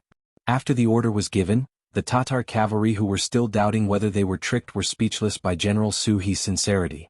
Although they were angry, they didn't want to be captives. They didn't even dare to imagine what life would be like as captives. They could only try their best and hope that the heavens would take care of them and let them live. Every single one of them held on to the hope that they could survive. One by one, they unsheathed their cavalry sabers. Taking advantage of the fact that the sky had yet to brighten, they charged out to kill. When the hundreds and thousands of Tatar cavalry charged out, their battle formation was quite large. The moment the earth shook, the Tiger's Man Independent Regiment guarding the outermost perimeter felt it. As the regiment commander, Tiger's man immediately ordered the 3 battalions of musketeers to get ready. At the same time, he ordered the soldiers who were burying the mines to retreat and prepare for battle. Behind the independent regiment, the Windchaser division that reinforced the 1st Regiment of Cavalry also prepared their bows and arrows, ready to fire at any time when the enemy approached. More and more Tatar cavalrymen were charging towards them. They seemed to have understood their situation. If their first charge was fruitless, then it would be even more difficult for them to come up with a good result. This time, the number of cavalrymen charging towards them increased, and their speed was also very fast. Although it was night, the earth was shaking, giving people the feeling that thousands of men and horses were bravely charging through a single plank bridge. Because of this, many of the mercenaries' expressions became very cold. Some of the soldiers even had cold sweat coming out of their palms. Sensing the nervousness of the soldiers, Tiger Edge, who had always been by Yang Qindong's side and had developed the aura of a general, laughed out loud. "Everyone, don't panic. We are well prepared. The enemy won't be able to rush over." As if to prove his words, a deafening explosion suddenly rang out. Streaks of fire soared into the sky and dyed the originally dark night. It actually lit up the eyes of the soldiers, allowing them to clearly see everything that was happening in front of them. Chapter 719. In the end, the Tatar cavalry still managed to rush into the landmines, triggering lightning and fire, sending countless enemy cavalry into the sky. After the landmines exploded, the fragments flew into the bodies of many Tatar cavalrymen, making them look like hedgehogs, screaming and wailing in pain. Under this kind of attack, the Tatar cavalry that rushed quickly became the target of the attack. Some of the cavalry at the front didn't even have time to shout before they were swallowed up by the ruthless power of the landmines. The powerful landmines caused the Tatar cavalry to involuntarily stop in their tracks. Their faces were pale as they looked forward. Their hearts were filled with complex feelings, but they were unable to speak. Fire. With the help of the monstrous flames, Tiger's man noticed that many Tatar cavalry had stopped 500 meters in front of them. He made a prompt decision and gave the order to fire. He knew that at this time, if he gave the enemy a heavy blow, it would be the last straw. It would play an extremely important role in deterring the enemy. With a loud shout, the 3 battalions fired at the same time. Although in the darkness, the accuracy of these auxiliary soldiers was greatly reduced, but the number of Tatar cavalry was large enough. Coupled with the fact that they weren't prepared at all, a burst of gunshots rang out. Who knew how many Tatar cavalry fell from their horses? First, the landmines sent people into the sky, then the firearms easily took people's lives. Under this kind of pressure, the Tatar cavalry had no choice but to retreat one by one. Originally, it seemed that the first attack with great momentum was fruitless. On the contrary, it was a big blow to their morale. After the failure of the assault, when most of the cavalry returned, many of them had a pessimistic expression on their faces. Many of them were already scared. In this kind of situation where they couldn't even see how many enemies there were and where they were, many of their brothers had died. This kind of fighting style really made them unable to see any hope of victory. After Suhi learned about the situation at the front line, he couldn't say a word for a long time. He knew that the situation might be worse than he imagined. If they couldn't rush out, then wouldn't it mean that they could only choose to surrender? The battlefield once again fell into silence. The mercenaries' voices came again. It was still the same words as before, but compared to before, this time some people began to be moved. The curses were also much less than before. The persuasion continued and the sky finally began to brighten. After their vision returned to normal, the Tatar cavalry only felt more despair. In this kind of situation where their every move was clearly seen by the enemy, it would naturally be much more difficult for them to escape. At dawn, the persuasion continued, but the mercenaries didn't take a step forward. They also didn't rely on the advantage of the firearms in their hands to attack. Instead, they began to cook. Smoke spirals, and not long after, the aroma of meat. Young master, our logistics camp chefs are all here. They are still using the condiments produced in Crimson City. Along with the freshly slaughtered meat, it will definitely be fragrant. Yang Air walked in front of Yang Qindong as if he was presenting a treasure, looking for praise. Very good. Yang Qindong nodded with satisfaction. While looking at the Tatar cavalry camp, he said, "Food is the most important thing to the people. The temptation of food can often achieve the goal of invincibility." Yang Qindong's guess was right. Using food to lure the enemy had proven to be very useful. In the past, the mercenaries had often used this trick to destroy the enemy's morale. This time it was also successful. Yesterday afternoon, before the sky turned dark, they had eaten dinner. Now it had been nearly 12 hours. During their escape, because the mercenaries were chasing closely behind them, some of the pots and bowls of food they brought along were thrown away halfway. They thought that they could kill their way out before dawn, so no one was worried about this matter. But now, after dawn, many of the cavalry's stomachs began to growl. Although many of them had a certain amount of dry food on them, it was absolutely not a problem for them to survive for at least 2 or 3 days. But the problem was that that was cold food. How could it be compared to hot food that was overflowing with the aroma of meat? After using the MSG and other things produced by Chicken City, the taste was particularly delicious. Saying that the aroma would spread for 10 miles might be an exaggeration, but with the morning breeze, it would not be a problem for it to spread for 2 to 3 miles on the open ground. When the aroma spread to the Tatar cavalry camp, many of the cavalry's expressions became somewhat abnormal. Especially those who were preparing to take out their dry food, their expressions became even more unsightly. Comparing people to people would lead to death, and comparing goods would lead to throwing away. Compared to the aroma of the fresh meat, the cold dry food was too tasteless. At this time, the voice urging them to surrender sounded again. Among them there were some words about food. For example, the mercenaries promised that as long as they surrendered, they would immediately be able to eat fresh meat. At that time they would be able to eat hot flatbread and drink meat soup. It would definitely be a delicacy. The picture outlined made many of the cavalry unable to help but make a swallowing motion. Then, the soldiers looked at each other as if they were somewhat tempted. Hello everyone, my name is Hulu, an authentic Mongolian. In a battle, I became a captive of the mercenaries. I originally thought that my life would be worse than death. But who would have thought that not only would I be able to live a better life and receive more money every month, I would also become a commander of 1,000 soldiers. The reason why I am telling you all this is to tell you that the reason why we gave up our homes and fought with our blood and flesh is because we want to live a better life. Right now the opportunity is in front of you. As long as everyone surrenders to the mercenaries like me, as long as you have the ability, you do not have to worry about not being valued. This is the most realistic experience of a surrendered commander of 1,000 soldiers. Hello everyone, my name is Teimu a Nuzan cavalry. It was also in a battle that I became a captive of the mercenaries. Similarly, I am now a commander of a battalion. Now, I can save up a lot of money every month. Not only is my food better than before, my clothes are also better than before. Once this war is over, I can find a beautiful girl from the grassland and start a family. Then, I will have a bunch of children and live a life where I will not have to worry about food and drink. Hello everyone, my name is Lu Dai and I am also a Nuzan. I'm also a captive. Previously, I was a deputy Jianghu in Ming's new Urgan Dusi region. Now that I am a deputy commander, my treatment is more than 10 times better than before. Come quickly, there is delicious food that can strengthen our bodies. There are even sharper and more durable cavalry swords. There are also more high positions waiting for you. As long as everyone is willing to work hard, your future is limitless. Hello everyone, my name is Yi La, and I was originally at Jianghu in Ming's new Urgan Dusi region. Now I am a commander of the Nuzan cavalry. After coming to the mercenaries, the most authentic experience I have had is that they have the best military treatment in the world. They have the strongest weapons in the world. They also have the most generous rewards in the world. As long as you are here, as long as you can mount a horse and kill the enemy, as long as you are sincere enough, this place will become the paradise you have always dreamed of. Come, we welcome you. One by one, the officers stepped forward to share their experiences. They expressed their views on the mercenaries and their own experiences from different perspectives. They did not speak of any great principles, but the more simple their words were, the more they could gain the approval of the ordinary cavalry. They could resonate with them. As the voices of these officers reached the Tatar camp, the expressions of many of the cavalry changed. They were eager to move. It was as if they were only missing an opportunity to stand up and choose to surrender. The Kiliarchs who were in charge of them naturally felt this change.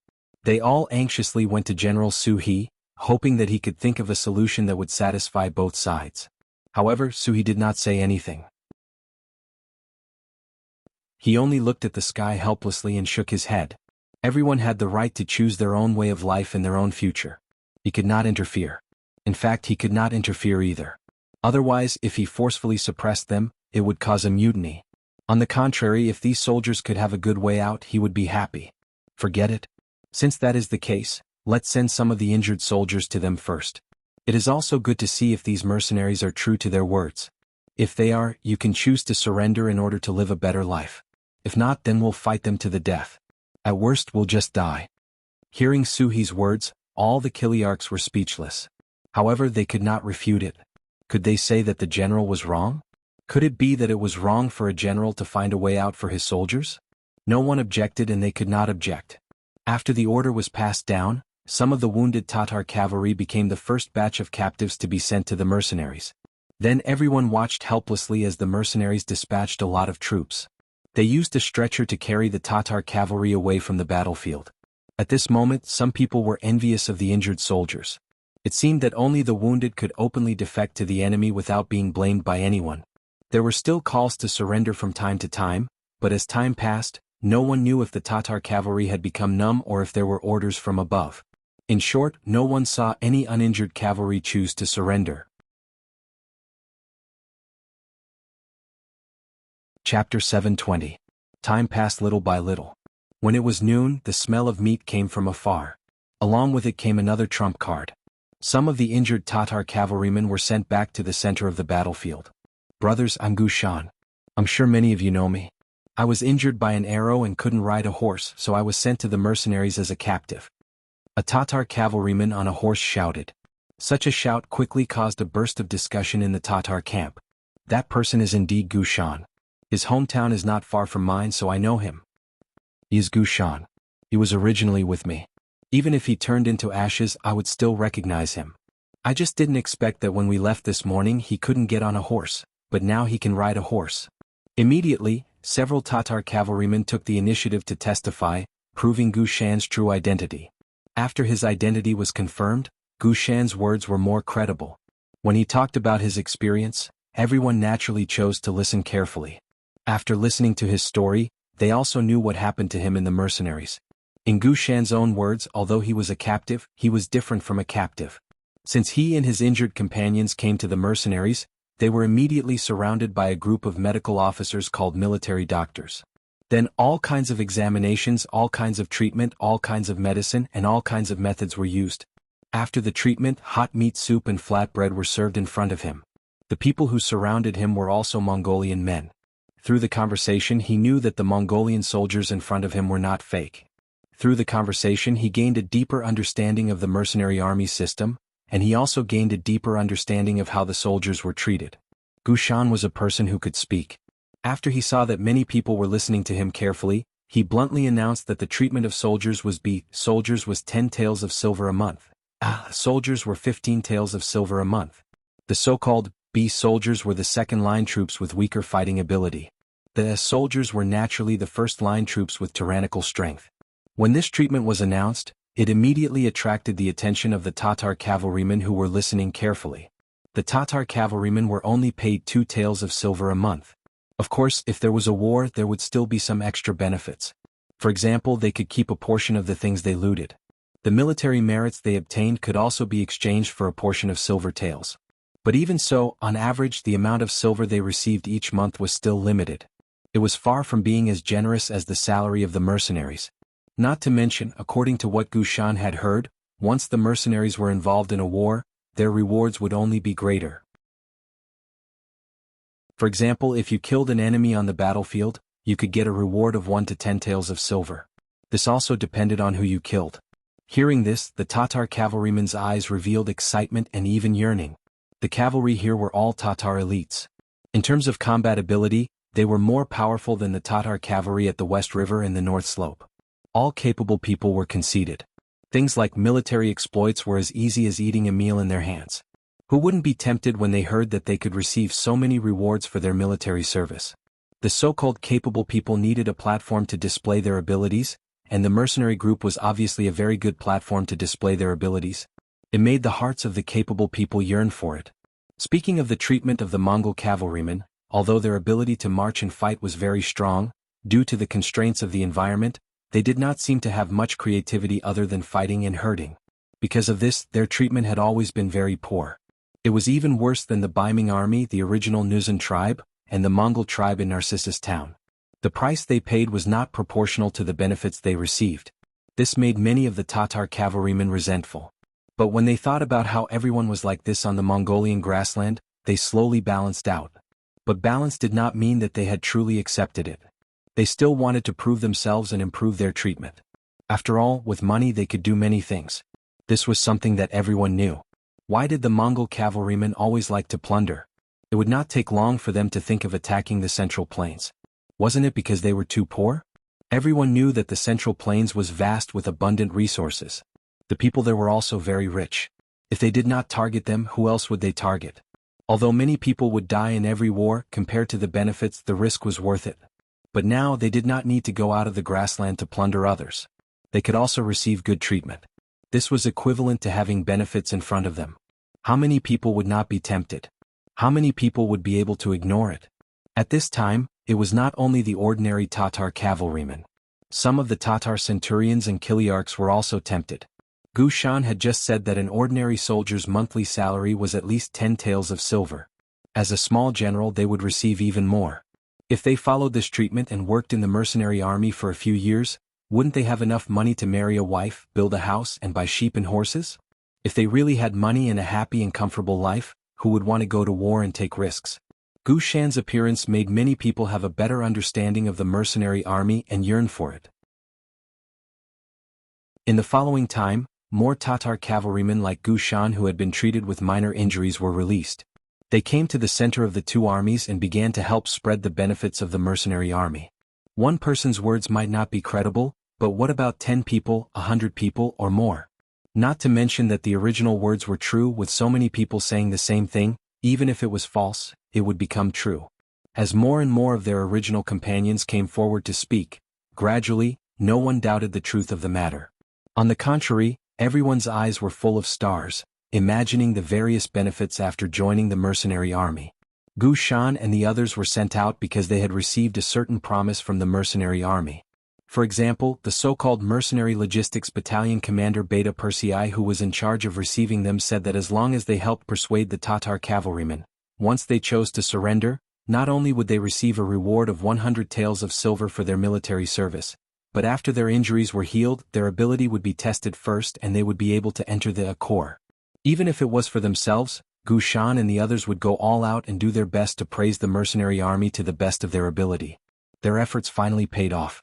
Under the extreme temptation of words, finally a bold Tatar cavalryman walked out of the camp and came to the center of the two armies, expressing his willingness to surrender to the mercenary army.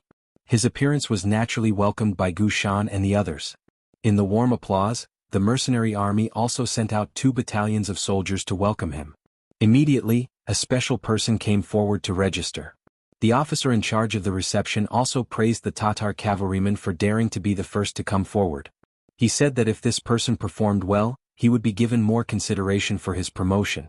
With such a living example in front of them, the other Tatar cavalrymen finally couldn't help but take the initiative to stand out. They scrambled to be the first, as if they were afraid that all the benefits would be taken away by others if they were late. More and more Tatar cavalrymen chose to surrender. They put down their weapons, jumped off their horses, and joined the mercenary army.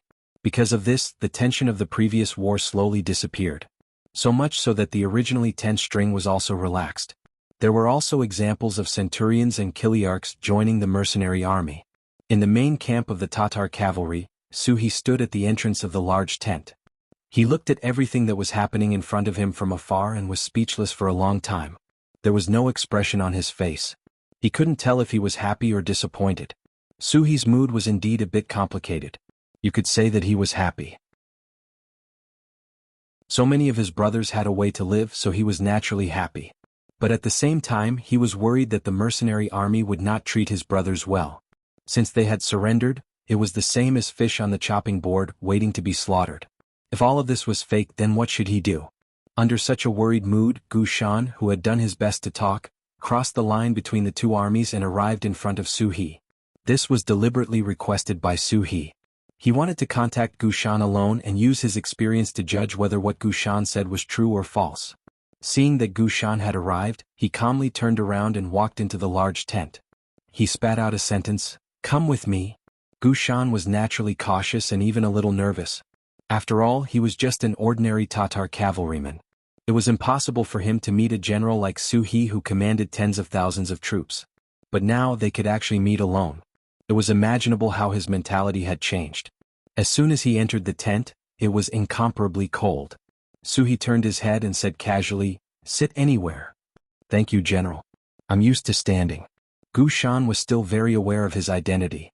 He didn't sit down but stood respectfully at the side. Suhi saw Gu Shan's performance but he didn't say anything. Instead he sat down and asked casually, "Tell me everything you saw after going to the mercenary camp and the benefits they promised you. Remember, don't lie. If I find out, you'll never be able to walk out of this tent." There wasn't the slightest anger in his voice, and there wasn't even the slightest murderous intent. However, these words brought a lot of pressure to Gu Shan, so much so that he suddenly broke out in cold sweat. It also gave him a feeling that it was best not to lie in front of General Suhi. Otherwise he would definitely lose his life here.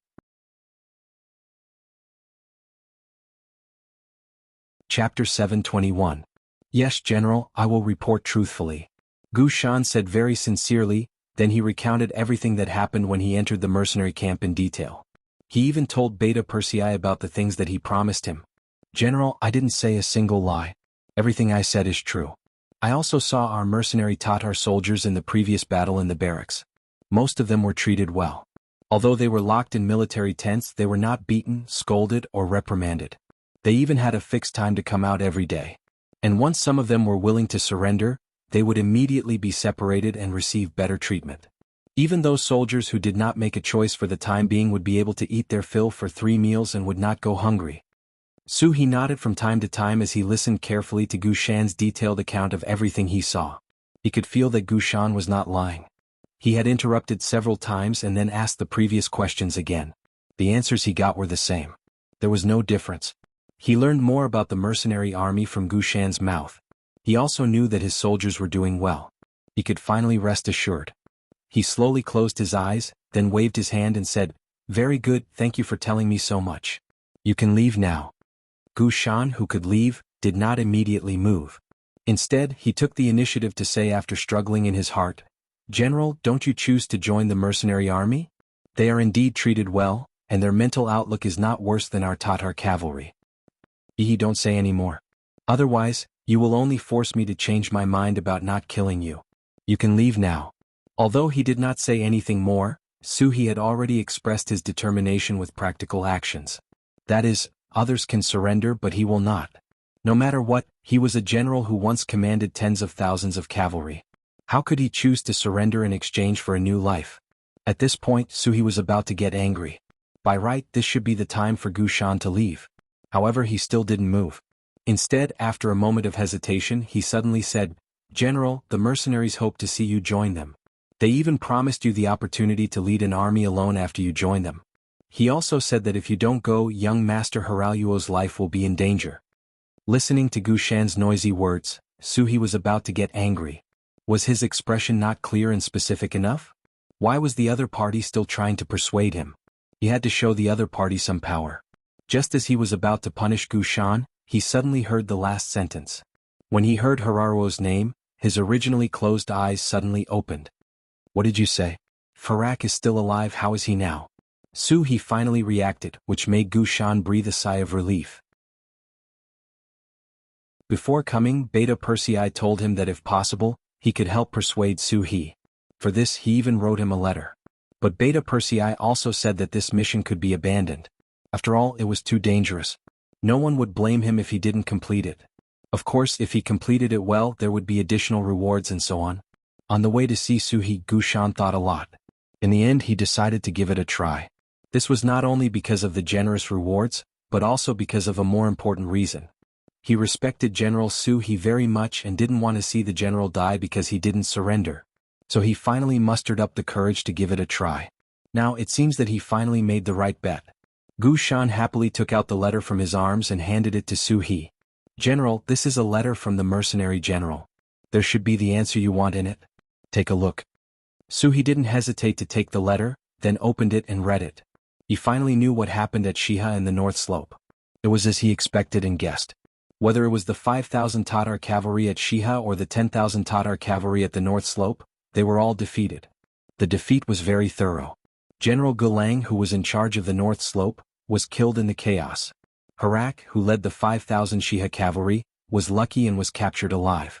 Now he was in the hands of the mercenaries who originally wanted to kill him. But if Su He was willing to surrender, this person would not die. This was the promise of the mercenary leader, the great Ming dynasty's loyalty and courage. It also expressed the other party's importance to him. At the end of the letter, there was also Yang Qindong's handwriting. General Su He, I have long heard of your ability to command troops. I look forward to it. If you are willing to return, you will be put in an important position. The great Ming dynasty's loyalty and courage is a great promise. Just this line of words in Su He's eyes was as heavy as 10,000 kilograms. It made Su He feel touched. The fact that the other party was trying so hard to subdue him made him feel a little happy in his heart. A good bird chooses a good tree to nest in. Any capable person would want to find a wise master. Only in this way would they not bury their talents. So he also had a great dream in his heart. That was to rule the entire grassland like his predecessor, the greatest hero in his heart, Genghis Khan. Then he would let the Mongolian cavalry conquer the world and achieve supreme hegemony. Unfortunately, this dream was completely lost because he followed Agha-Dorji. This was a greedy person, a short-sighted person. As long as he could eat his fill, wear warm clothes and have enough power, he would stop moving forward. If he followed such a person, he might be able to barely survive, but it was obviously impossible to achieve great things. If the other party did not promote him and put him in an important position, Su He would have left long ago. He originally thought that he would not have the chance to fulfill his wish in this life, but now the opportunity was in front of him again. The Duke of Loyalty and Courage, the legendary war god who could easily defeat Yeshen, had extended an olive branch to him. How could he not be excited? But sometimes being excited was not enough. What really moved Su He was that as long as he chose to surrender, he could save Hara Ruashen's life. This hit his heart, making him enter into a situation where he had no choice. Without Agha-Dorji's attention and promotion, Su He would not be where he was today. In order to repay the favor, he risked his life to let the other party leave. Logically speaking, he had already repaid the favor. But this didn't seem to be enough. He didn't just want to call it even, he also wanted the other party to owe him a favor. This way, no matter who talked about this matter in the future, they wouldn't blame him anymore. And if he could save Hara Ruashen, it would be equivalent to making Agha-Dorji owe him a big favor. That would be perfect. Is Hara Ruashen still alive? I want to see him before making a decision. Although Su He was already moved, he did not show it. Instead he said very calmly, "Yes, I will pass on the general's request to the mercenary general. You just have to wait for the news." Gu Shan naturally could not make any promises. He also did not have the authority to do so. All he could do was to pass on the original words. "Okay, I will give us 2 days. If we still do not see Hara Ruashen in 2 days, then you are deceiving me. At that time, even if I have to risk my life, I will fight you to the end." Su He's voice became cold, releasing a murderous aura. Yes. Gu Shan was affected. After hurriedly agreeing, he left the tent. Not long after, this news was passed back to the mercenary camp. Regarding Su He's request, the officers below had different opinions. Someone suggested that Hara Ruashen could not be handed over. This person had previously had unfavorable thoughts towards the 6th young master and even fought a big battle at the short stone pile.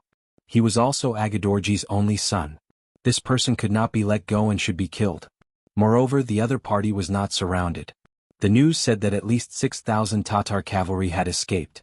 It was hard to guarantee that they would not become a threat in the future. As soon as this idea was put forward, it received a lot of support. Everyone thought that it was not worth it to let go of Hara Ruachu for the sake of Su He, a loser. With so many people supporting this idea, the voices of quarreling in the tent quickly disappeared. After reaching a consensus, everyone's eyes fell on Yang Qindong, who had been sitting at the head of the tent without speaking. 8,000 soldiers are easy to obtain, but a general is difficult to find. You must have all heard of it. With a smile on his face, Yang Qindong's eyes swept across the faces of the officers in the tent. Su He's ability is obvious to all of you. Let me ask everyone a question. In front of the mercenaries, if you were to command the Tatar cavalry, can you guarantee that you would do better than Su He? Yang Qindong didn't go to talk about any great principles. Instead, he used facts to speak. Just a question was thrown out, and the tent immediately became silent. They asked themselves unless they knew all of the 6th young master's plans, and if they worked together they might have a chance of winning. Otherwise they would not be able to win this battle. It could be said that the moment the Tatar cavalry became enemies with the mercenaries, they had already lost. Haha, I know that many of you look down on the general of a defeated army. But what I want to say is that defeat is not the fault of the general. Whoever commands this army will have the same result. So why should you look down on Suhi? As for defeats, most of you have experienced them before, right? When have I ever looked at you in a different light? When this question was asked, many of the faces in the tent became red. This was especially true for Yella and Lu Dai, who were the commander of the Jurchen cavalry division. Their faces were flushed red. Weren't they the general of a defeated army? It was because of their ability that they were chosen by Yang Qindong and placed in an important position.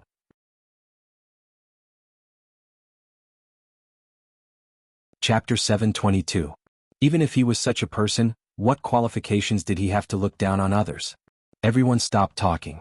Yang Qindong smiled and said, "As for Haraluo, a dead person has no value. If we can use a person who is already dead in our eyes in exchange for Suhi's sincere surrender, it is worth it. Don't you think so?" This time no one said anything. This was not only because Yang Qindong's prestige was too high, to the point that his words carried enormous weight. More importantly, what he said was indeed very reasonable, making it difficult for everyone to find a place to refute. Because Yang Qindong expressed his opinion, the matter was settled. He immediately let the scouts return to the first city and bring Haraluo to the battlefield. Yang Qindong also made the decision to go to the Tatar cavalry army to see Suhi personally. Naturally, some people showed concerns about this decision, but Yang Qindong said that he had confidence in the Black Knights. In addition, the mercenaries could press to the front line. Once they found that the situation was not right, they could immediately launch a general attack. Finally, the other officers could not say anything. The scout left quickly and returned quickly as well. After only a day and a half, Haraluo was brought in front of Yang Qindong. Compared to the last time they met, this person was slightly embarrassed. It should be because he had not washed his face for a few days. He gave people the feeling that he was very listless. "Come, fetch water for him to wash his face and get him a set of clean clothes to change into." Yang Qindong just casually glanced at Haraluo, then looked away. If such a small person was not still useful now, perhaps he would not take a second look at him in his life. Haraluo was taken away. When he followed Yang Qindong and the 100 or so black-clad knights out of the mercenary camp, it was as if he had changed into a different person. He was much more energetic. Although his appearance had recovered a lot, it could still be seen from his constantly moving eyes that he was still very afraid at this moment. After becoming a captive, he no longer knew what his future path was. He didn't even know when he would die. Under this shadow, he didn't dare to say anything. Once he noticed that the surrounding black-clad soldiers were looking at him, he tried his best to put on a flattering smile to curry favor. To Haraluo's horror, he was surprised to find that after leaving the mercenary camp, they were actually heading towards the Tatar army. He carefully looked at the black knights beside him. There were only a little more than 100 of them. He really couldn't understand. Would such a small number of people really dare to bring him to the Tatar cavalry's camp? Could this be the so-called boldness of the skilled? While thinking, Yang Qindong led more than 100 black knights through the ceasefire battlefield, heading straight for the Tatar camp. Along the way, they saw many Tatar cavalry who were hesitating whether to surrender or not. When they saw Yang Qindong and the 100 black knights, their eyes were also filled with shock and confusion. In front of the largest tent in the Tatar cavalry's camp, Suhi stood to welcome them. When he saw the black knights coming from afar and Haraluo in the group, his face didn't change but his heart was really shocked. The mercenaries really did send Haraluo over. They really kept their word. "Everyone, since you are here, why don't you take a seat in the main tent?" In the spirit of hospitality, and also wanting to test the other party, Suhi made an invitation. Of course, he also wanted to test them. He wanted to see if the mercenaries were really so bold, and if they had the courage to do so. Of course. The one who answered him was Yang Qindong, riding the white dragon horse at the head of the group. Along the way he didn't panic as if he was walking in his own camp. He didn't show the slightest sign of weakness. On the contrary, when he came in front of Suhi, his eyes were still constantly looking at this person, as if he was looking at a treasure. Yang Qindong, who agreed, dismounted from his horse and led Beta Persei and Qiu Vi, as well as Ba Daojiang and Peng Yu who were escorting Haraluo and strode into the tent. As soon as they entered the tent, they could see that both sides of the tent were filled with executioners holding swords and sabers. There were about 50 of them. They were glaring angrily at Yang Qindong and the others who came in. It was as if they would chop the intruders into minced meat at the slightest command. "You are cheating, how dare you!" After Beta Persei and Qiu Vi saw the situation in front of them, They stood on the left and right respectively and pulled out their sabers. Their eyes were filled with anger and killing intent. On the other hand, Yang Qindong wasn't confused by the scene in front of him. Instead, he smiled and looked at Su He, who had already walked to the front and was 3 meters away from him. He asked, "Is this how you treat your guests?" At this time, Yang Qindong not only showed that he wasn't afraid, but in fact he really wasn't. Hilario was still in his hands and hadn't been handed over to the other party yet. Just based on this, the other party didn't dare to act rashly. According to his analysis, the reason why they put on such a posture was just to scare him.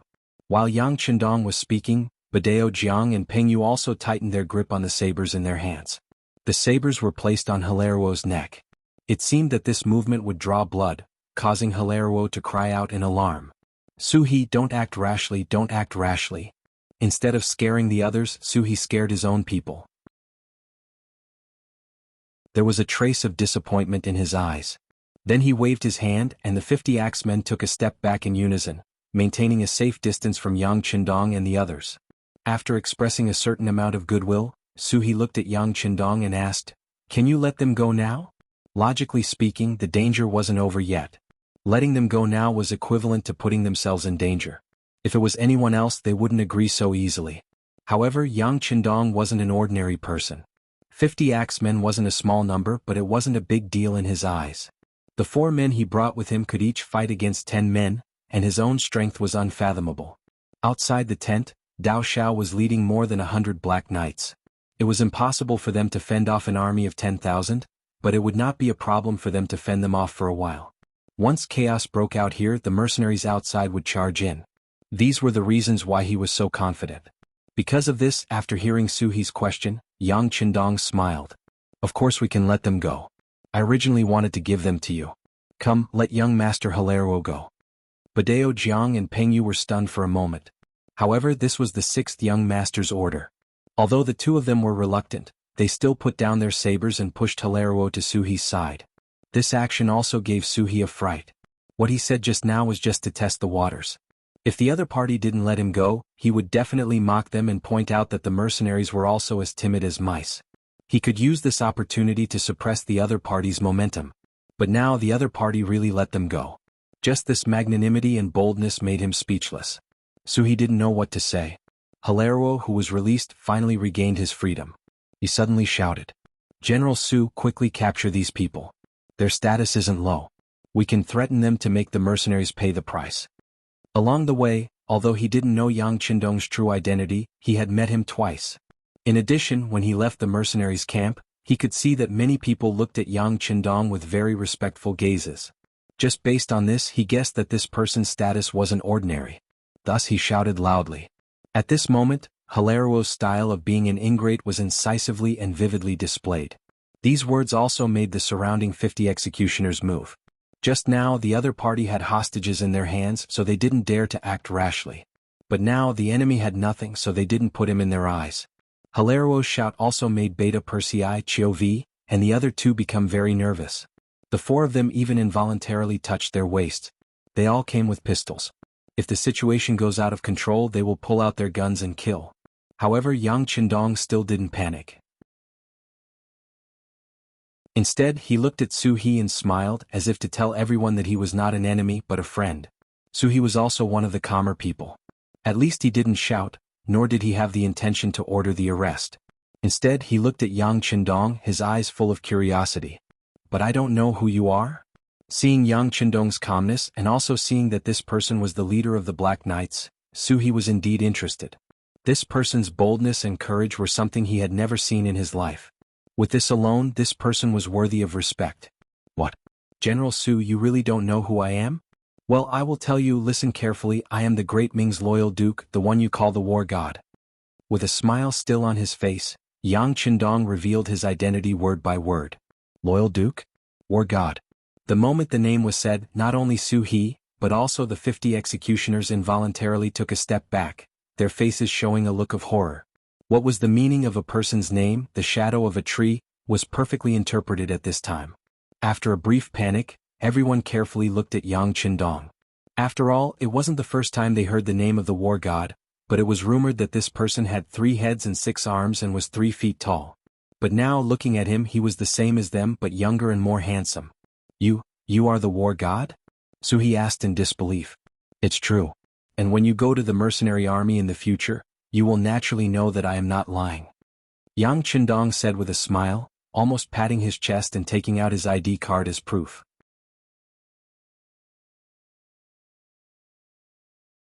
Chapter 723.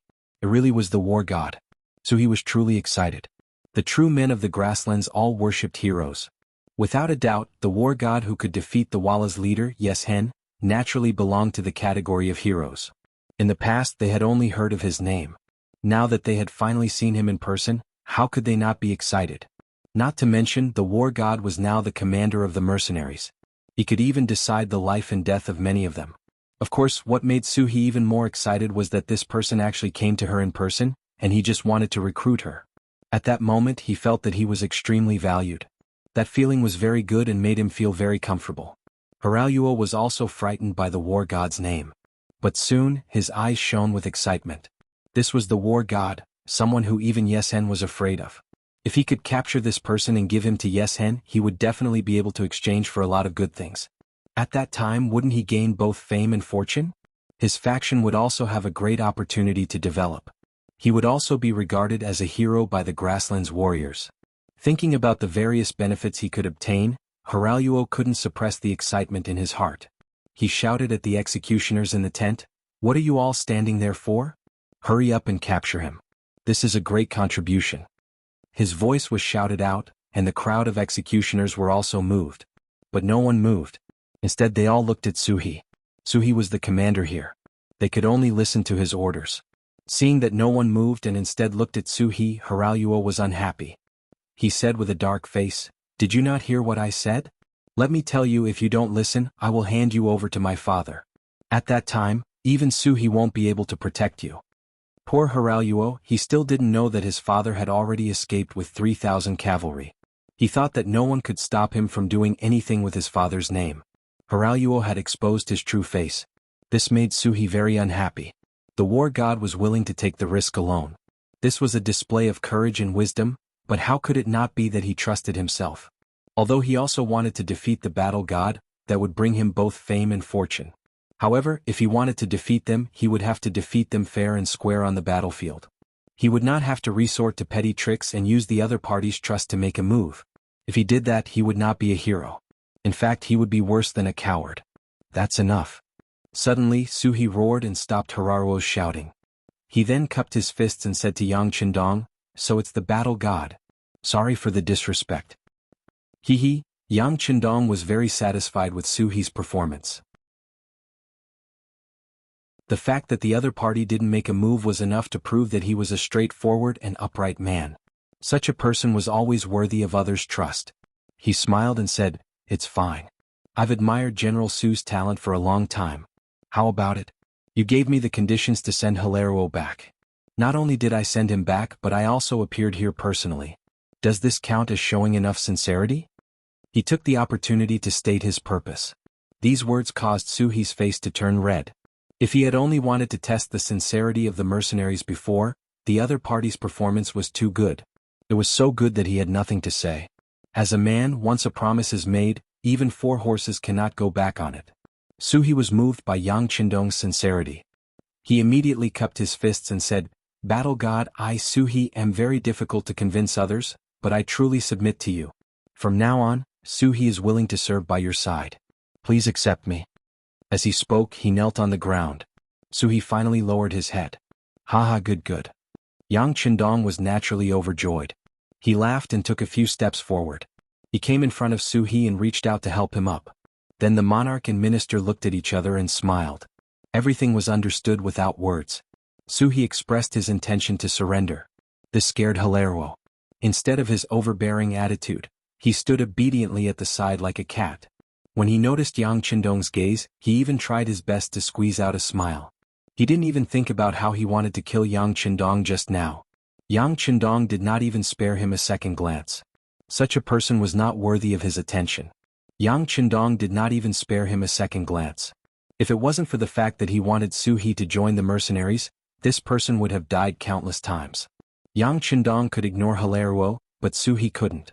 With the intention of returning the favor, he first glanced at Haraluku, then at Yang Qindong and said, "War God, this subordinate has a presumptuous request, but I don't know if I can say it."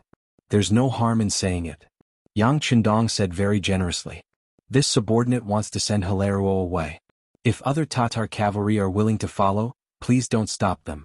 As for the rest, this subordinate will try my best to persuade them to work for the mercenaries. Please allow it." This was equivalent to the last condition. It was also Su-he's end to some things. Since he had already done so many things, there was no harm in doing one more. Yang Qindong immediately nodded and said, "Okay, I promise you." "Thank you, War God." Su-he's attitude was already very respectful. After he finally made his choice, he relaxed a lot. In front of the big tent, more than 100 black-clad cavalry rode on horses. They wore black iron masks so people couldn't see their expressions at all. However, a solemn murderous aura leaked out uncontrollably. The Tatar cavalry who wanted to watch could only watch from afar. Time passed by minute by minute. The sixth young master still hadn't come out. Fortunately, there were no sounds of fighting coming out of the big tent. But before there was a result, all the black-clad cavalry maintained their best state. They looked like they would pull out their swords and open fire once the order was given. In fact, they didn't just pull out their swords. Therefore, the black-clad cavalry carried a Type 95 on their back. Everyone's body was full of magazines. Even the quiver was full of grenades. This was just in case. Just when the tension was so high that a random sound could lead to a chaotic battle, the curtain of the big tent was finally lifted from the inside. Yang Qindong, wearing a red cloak, strode out. Beside Yang Qindong were Beta Persei Chiovi and the others. Compared to when he went in, there was one more person beside him, Su-he. It could be seen that the other party intentionally stood behind Yang Qindong, and he even showed a very respectful look. After walking out, Yang Qindong first nodded lightly to Dao Xiao and the other guards to show that he was fine. Then he turned to look at Su-he and said, "You may begin." "Yes." Su-he cupped his fists and answered. Then he strode away from Yang Qindong's side and walked to a place about 10 meters away from the big tent. Then he jumped onto a warhorse and shouted from above, "Everyone pay attention. Gather here. This general has an important matter to announce." At this time, the Tatar camp had experienced a few battles. After sending away all the wounded and a portion of people who had chosen to surrender, there were still about 7,000 people in the camp. With so many people gathered together, the momentum was still very great. Fortunately, they were worthy of being called an elite army. Even when they gathered, they were very orderly. No one panicked. Everyone stood in an orderly manner, either close or far away. However, their eyes were all on Su-he, waiting for the general's next order. After about the time it took for an incense stick to burn, the camp was once again safe. There were already very few people who continued to walk around. Su-he's shout finally rang out, and that resounding voice also reached the ears of every soldier. "I am Su-he. I have already made the decision to surrender and join the mercenary army. Brothers, if you believe in me, then please join me for a brand new beginning." The crowd was silent at first, but then there was a deafening shout. It was clear that this decision was very popular with the soldiers. Many people were already moved, but because there were still many people who had not made a choice, they could not force themselves to stand out. Thus they endured it. Now that even the general had decided to surrender to the mercenary army, they finally had nothing to worry about. The shouts came one after another, and it took a while for them to gradually calm down. Su-he's voice continued to ring out. "Young Master Haruo has already been sent back. If anyone is willing to follow young Master, I will not stop or oppose. You can leave with him. Those who do not wish to join the mercenary army can also leave with young Master first. When you feel that it is safe or the time is ripe, you can leave on your own. From now on, everyone will go their separate ways. However, if one day we meet on the battlefield, we will definitely not be lenient. I hope that everyone can understand, and I also hope that those who leave will take care of themselves." He had given everyone another choice. He had spoken very gently at the beginning, but at the end, he had said such a sentence, which was full of threat. When these words entered the ears of the army, it indeed caused the faces of those who had ulterior motives to tighten. They had no choice but to think about it. If they really left, where would they go in the future? Moreover, the strength of the mercenary army was so strong. If they were to become enemies, would they be able to win? To put it simply, would they have a chance to survive? Yang Qindong heard Su-he's words and laughed in his heart. This person really did have some tricks up his sleeve. It was clearly a threat, but he used such a method to make it seem as if he was thinking for everyone. This was indeed a talent. At this point, Yang Qindong was no longer worried about the choice of the Tatar cavalry. With Su He, this powerful general, he would definitely be satisfied with the result. In order to not create pressure for the other party and be able to do things freely, Yang Qindong left with more than 100 black-armored cavalry.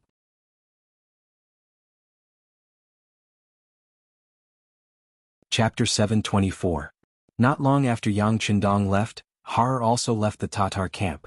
Nearly 1,000 Tatar cavalrymen left with him. About 200 of them had received Lord Agar Dorj's kindness, and they were following the young master to repay his kindness. As for the rest, they did not want to join the Han army, or they were simply tired of war. Su He kept his word and did not make things difficult for them. Instead, he allowed them to take their war horses and weapons and leave the camp. However, if one day these people could not continue and wanted to return, they would have to start all over again. A day later, Su He brought about 6,000 Tatar cavalrymen and joined the mercenary army. At this point, the battle had come to an end. After several bloody battles, 8,000 of the 45,000 Tatar cavalrymen were killed and nearly 20,000 were wounded. Nearly 7,000 managed to escape, and in the end, more than 10,000 were captured or surrendered. On the other hand, the mercenary army had about 2,500 people who died or were seriously injured and could not return to the army. There were still more than 2,000 lightly wounded soldiers left behind. This was a great victory for them no matter how one looked at it. Yang Qindong did not go back on his word and allowed his 4 regiments to replenish the soldiers from the captives and surrendered soldiers. After this was done, he selected some elite soldiers from the remaining Tatar cavalrymen to form a new Tatar cavalry regiment. The regiment commander was Su He, and the number of soldiers was the same as the Nuzan cavalry regiment, 3,000. As for the remaining soldiers, they were incorporated into the newly expanded logistics regiment to replenish the soldiers. First city. News of the battle outside continued to pour into the city. The biggest change was that one could see captured Tatar cavalrymen and injured Tatar cavalrymen being sent into the city almost every day. Every time they appeared, the people in the city would talk about it. Although the citizens of the city weren't very sure about the number of mercenaries, they knew that there were about 10,000 to less than 20,000 mercenaries. Facing 45,000 elite Tatar cavalrymen with less than 20,000 people, many people were worried at the beginning. After all, the difference in strength was too great. Even if some people had seen the mercenaries' training methods, they still did not think that it would be easy for them to win. However, just as most people were not optimistic about their chances, reports of victory were sent into the city again and again. Under intentional propaganda, the more than 10,000 people in the city were clearly aware of the situation at the front lines, as well as how much the mercenaries had obtained in each battle. Seeing that they had won one battle after another, the people in the city were encouraged. They had more confidence in the mercenaries and were more determined to live in the city. Of course, there were two sides to everything. Some people were happy while others were unhappy. For example, some of the grassland youths in the city who wanted to join the mercenary army. They thought that if the front line was tight, they would have a chance to quickly rise and become a member of the mercenary army. However, news of victory kept coming in, especially when a large number of captives and wounded were sent into the city and passed through the streets in front of them. They couldn't help but start to worry. With so many captives, would the mercenaries choose to conscript? Would they still have a chance to join the army and create a better future? Amidst such worries, even better news came. Agar Dorj escaped, and the Tatar army was defeated. General Su He finally chose to surrender and join the mercenary army. The beginning city was safe. It was safe. When this news spread to the city, many people went to the streets to celebrate. Only those ambitious young men who wanted to join the army were missing. They were afraid that they had no hope. After understanding the treatment of the mercenaries, the thing they yearned for the most was to join this army. At the same time, they could also earn a better tomorrow for themselves. After discussing, they gathered together and decided in private that when the god of war returned from the front line, they would jointly request to join the mercenary army and ask the god of war to give them an explanation and a chance. Because so many people gathered, such a matter could not be hidden from the members of the security bureau in the city. At first, they thought that something big was going to happen. However, after understanding the matter, they did not know whether to laugh or cry. In the end, they reported the matter to the director of the security bureau in the beginning city, who was also in charge of intelligence in the grassland, Feng Liang. Feng Liang was one of the old people in the security bureau. When it was first established, he was chosen by the director, Yang San, and transferred to his command. Facts also proved that Director Yang San's judgment of people was still very accurate. Feng Liang withstood strict training, and after becoming an official member, he performed well and completed several difficult jobs in succession. Finally, he became a marquis and the person in charge of the security bureau in the grassland. This time, the beginning city was newly built, so it naturally needed some elite soldiers to assist. Feng Liang came here again and was responsible for the intelligence and security work in the city. He had also spent a lot of time walking through the streets and alleys of the beginning city. He knew the situation and terrain of the city like the back of his hand. Under Feng Liang's efforts, the security bureau in the city was successfully established. Its members were scattered all over the city to ensure that no matter what happened, no one would be able to escape their eyes. This time, so many young and strong grassland men suddenly gathered together. How could they escape his eyes and ears? He hurriedly sent people to inquire about and understand the situation. In the end, he got such a result, which made him feel like he did not know what to say. Logically speaking, it was a good thing that the young man wanted to join the army. At least it proved that the army was popular. This was what many forces and armies wanted to see. However, the mercenary army paid attention to the elite route of a strong army. The sixth young master personally said that he did not ask for the number of mercenaries. He only needed them to have enough combat power. Only in this way would the treatment of soldiers be higher, and they would be more flexible and mobile in the war. As a result, the pressure on the logistical support would also be much less. The route of a strong army had proven its feasibility with facts. Since the establishment of the mercenary army, which time did they not win with fewer people? It was also because of the small number of troops that they were more flexible and mobile when they fought the war. Feng Liang, who understood this policy very well, could understand the feelings of these young and strong grassland men. He could also feel the benefits of the sixth young master's policy. For a moment he was caught in a dilemma. Since he knew what the request of these young and strong men was, there was no need to let them meet the sixth young master. This kind of small matter could be solved by him. How about this? Choose a few representatives from these young men who want to join the army. I will meet them alone. After some consideration, Feng Liang came up with a solution. That was to use the militia to solve the problem at hand. This way they would not need to take up the quota and resources of the mercenary army.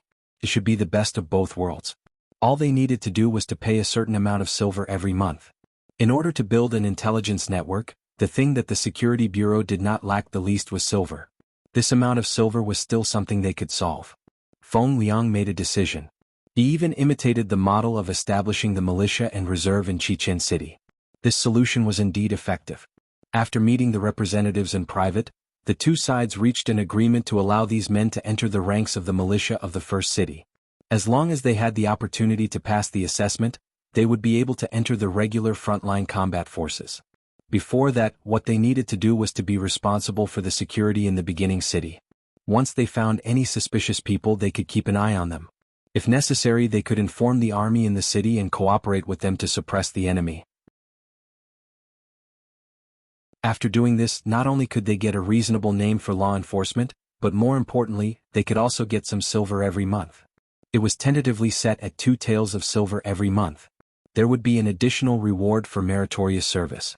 2 taels of silver was naturally nothing in front of the regular mercenary army. However, for ordinary people it was already an income. At this moment, both sides were very satisfied. A gathering of people that needed to trouble Yang Qindong was declared over before it happened. What was even more unexpected was that it did not take long for these grassland men, who were persuaded by Feng Liang to join the militia, to really make a great contribution. Yang Qindong, who had safely returned to the city, did not know about everything that Feng Liang had done in private. However, these things would be formed into a secret document and sent to him for review. However, no one knew whether he would value it or not. For example, Yang Qindong did not pay attention to the matter reported by Feng Liang. Instead, he focused on the eastern area of the beginning city. The scouts had sent back news that the 3 divisions of the Lung Feng division were already on their way to transport the goods from Qichen City that had just been received from Sea Town. They would be able to rush back to the beginning city in at most 2 days.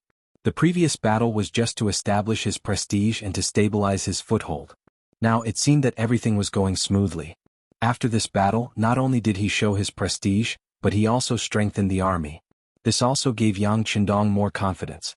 Whether it was to defend the city or to fight, he also had more choices. However, if one wanted to conquer a place, war was only one of the methods. Another important method was economic occupation. As long as one controlled the economy of a place, it was equivalent to controlling its artery. Only then would one's influence be more far-reaching and one would be more powerful. Among the goods transported by the 3 divisions of the Lungfeng division, there were many goods that were hard currencies. This was also a good opportunity to strengthen the economic strength of the beginning city again.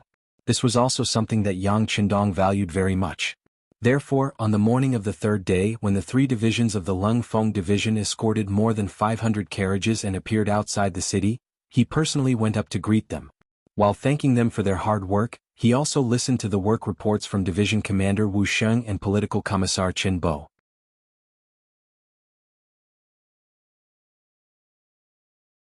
Chapter 725. Ever since they left the first city and headed to the new Ergon city, they had openly raised the banner of the mercenary army.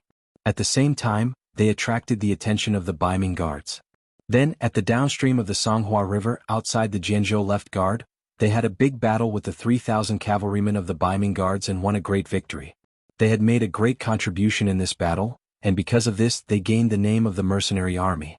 The Baiming guards became more honest, and a logistics route that belonged to the mercenary army was opened up. On the way back from Sea Town to pick up the goods, there were no more Ming army soldiers to make things difficult for them. There were only some scouts following them from afar, inquiring about their situation. Good. Hearing that he had established his prestige with just one battle, Yang Qindong was naturally satisfied. The Ming army was mostly made up of Han people. This was his route. If he could avoid hurting them, it would be best not to hurt them. As long as the other party was honest, he did not mind creating a peaceful border for them. As for who wanted to attack the Han people, he would take care of it. Of course, if the Ming army was smart, things would naturally develop normally. If they wanted to make things difficult for the mercenaries, he would not introduce them to teach them a lesson. He would let them know who they could not afford to offend and who they could not have any ideas about. The 3 divisions of Lungfeng had returned. They escorted more than 500 carriages of various sizes and a large number of goods. Since these were things that Yang Qindong needed, Crimson City would naturally provide them with all their strength. There were food, drinks, clothes, and all kinds of things. Could be said that they had everything. Not only did they bring a lot of goods this time, it was enough to make the first city a commercial city on the grasslands. At the same time, there was also a talent who came with the army. His surname was Yu and his name was Mian. His father was the first city lord of Crimson City, Lord Yu Qian. Yu Mian had a reputation in history and his abilities were not ordinary. It was just that Yang Qindong did not appear, and in the end Yu Qian ended up being beheaded. As his son, it was natural that he would not have a good ending. Now things were different. Yu Qian was under the protection of Yang Qindong, and he had even handed over the management of such an important headquarters city to him. Naturally, his son would be able to do things much more smoothly. Yu Mian's arrival was not because his father, Yu Qian, wanted him to make his presence known. In fact, Yu Mian was already participating in the management of Crimson City. As the saying goes, one does not need to rely on one's own talents. Yu Qian was an upright gentleman. As long as he believed that something was right, he would not care about the opinions of others. Since his son was capable, why couldn't he be put in an important position? Yu Mian, who already had an official position in Crimson City and had begun to participate in the management, was summoned to Origin City after being recommended. This was Yang Qindong's order. Such a large city always needed someone to manage it, especially when it was just built. It could be said that there were a lot of things to do. If the person who came was not capable, wouldn't it be a waste of his energy? Finding a suitable city lord was a problem that Yang Qindong had been thinking about. He handed the matter of the candidates to Crimson City and asked them to report it. Among them was Yu Mian's name. In the end, he became the person that Yang Qindong wanted. When he saw Yu Mian, it was at the Yang residence in Origin City. The largest residence in this city was Yang Qindong's residence. In the pavilion in the back garden, Yang Qindong met Yu Mian, who was in his early 30s. The reason why he chose this place was to show his closeness. Only those who were chosen by Yang Qindong would be able to appear in such a private occasion. On the other hand, if it was someone unfamiliar, they could only meet in the living room. Yu Mian greets the 6th young master. After being brought to the back garden by Beta Persei, Yu Mian became excited when he saw the back of Yang Qindong, who was drinking tea alone from afar. He was still far away, but he had already bowed respectfully. "Haha, come have a seat." Yang Qindong laughed without even turning his head. Then he waved his hand and greeted Yu Mian casually. The more casual he was with you, the more he expressed his trust in you. Yu Mian naturally walked to Yang Qindong's side with a look of fear and trepidation. Then, he nervously and carefully sat on the empty chair opposite him. One shouldn't think that Yu Mian's performance was exaggerated. But for those who lived in Crimson City, there was no one who didn't know Yang Qindong and the sixth young master. For example, Yu Qian was the first to be kidnapped, so he naturally had a conflict in his heart. Coupled with his feelings for the great Ming dynasty, it was basically impossible for him to work for other forces. Fortunately, Yang Qindong had never forced him. Otherwise, given Yu Qian's unyielding character, it would not be strange for him to commit suicide. He seemed to know what kind of person Yu Qian was, what kind of nature he had, and what kind of character he had. From the beginning, Yang Qindong did not intend to use force. He just let Yu Qian wander around the city. Then, under the influence of what he saw and heard, the environment really changed Yu Qian's mind. When he saw that Yang Qindong really wanted to change the people's lives, enrich the country and strengthen the people, and even create a dynasty that was more powerful than the great Ming dynasty, his thoughts also changed little by little. During the day he walked on the streets and observed his surroundings. He felt the vitality in Crimson City and the sincere and brilliant smiles on the faces of the people. At night, he tossed and turned in bed, unable to fall asleep. He thought about what kind of impact the development of Crimson City would have on the great Ming dynasty and whether the development of such a city would be good or bad. Rather than saying that Yu Qian was loyal to the emperor of the great Ming dynasty, it was better to say that he was loyal to the people of the great Ming dynasty. By the same logic, he would help whoever could give the people a better life. After observing for many days, he confirmed that the development of Crimson City was for the good of the people. It could let them live a better life, obtain more respect and obtain more fairness. He was surprised to find that this was not the life he wanted, the life and world he wanted, the life he had been pursuing all this time. In the end, reality defeated him and changed Yu Qian. He finally decided to use his own ability to do something for the city. Then he was appointed to an important position and became the lord of a city. Facts also proved that he was indeed capable. Not only in military matters but also in the people's lives. After he was given great power, his performance would only improve. Facts further proved that Yang Qindong was right to put Yu Qian in an important position. Under his guidance, Crimson City entered an era of rapid development. With Yang Qindong's help in various aspects, it quickly became the largest city in the Yang dynasty. It created countless wealth for the development of the entire Yang dynasty and laid a solid foundation. Yu Qian was contributing to the development of Crimson City. Of course, his family was duty-bound as well. At this time, Yu Mian also became an official and became a capable subordinate under his father. He was a capable assistant. His performance was also remarkable. In the end, he came to the first city and became the person personally appointed by Yang Qindong. At this time, Yu Mian sighed with emotion about his experience. He could also feel the great responsibility on his shoulders. He had even begun to outline the future development plan of the first city in his heart. He was thinking that he must build the first city into the second Crimson City and continue its glory. Compared to Yu Mian's nervousness and excitement, Yang Qindong was very calm. He did not talk about business right away. Instead, he casually asked about the matters in Crimson City, especially if the higher-ups and officials could fulfill their duties. Yu Mian, don't be nervous. Just say whatever you want to say. You also know that I'm not in Crimson City all year round, so I don't know much about it. And where there are people, there will be fights. I know this better than you. If you say that your father is the city lord, no one will object to what he says and does, then I don't believe it. With a smile on his face, Yang Qindong directly sealed off the path of retreat as if saying, I can see that your father is an honest man, so I hope that you're also an honest man. If there's anything you want to say, then say it to me. Originally, he wanted to sing praises for Crimson City, but suddenly after Yang Qindong said this, Yu Mian knew that he could hold back those words in his stomach. But at the same time, he was very happy that the sixth young master was so considerate of him. Such a person was worthy of others' loyalty. He didn't answer immediately. Instead, he thought for a while before saying, Sixth young master, just as you said, there will be fights where there are people. The higher-ups in Crimson City are indeed not a tight group. There are some people who have doubts about my father's decisions. But all in all, this is just a difference in opinion and a desire for power. At least up to now, no one has caused any major trouble.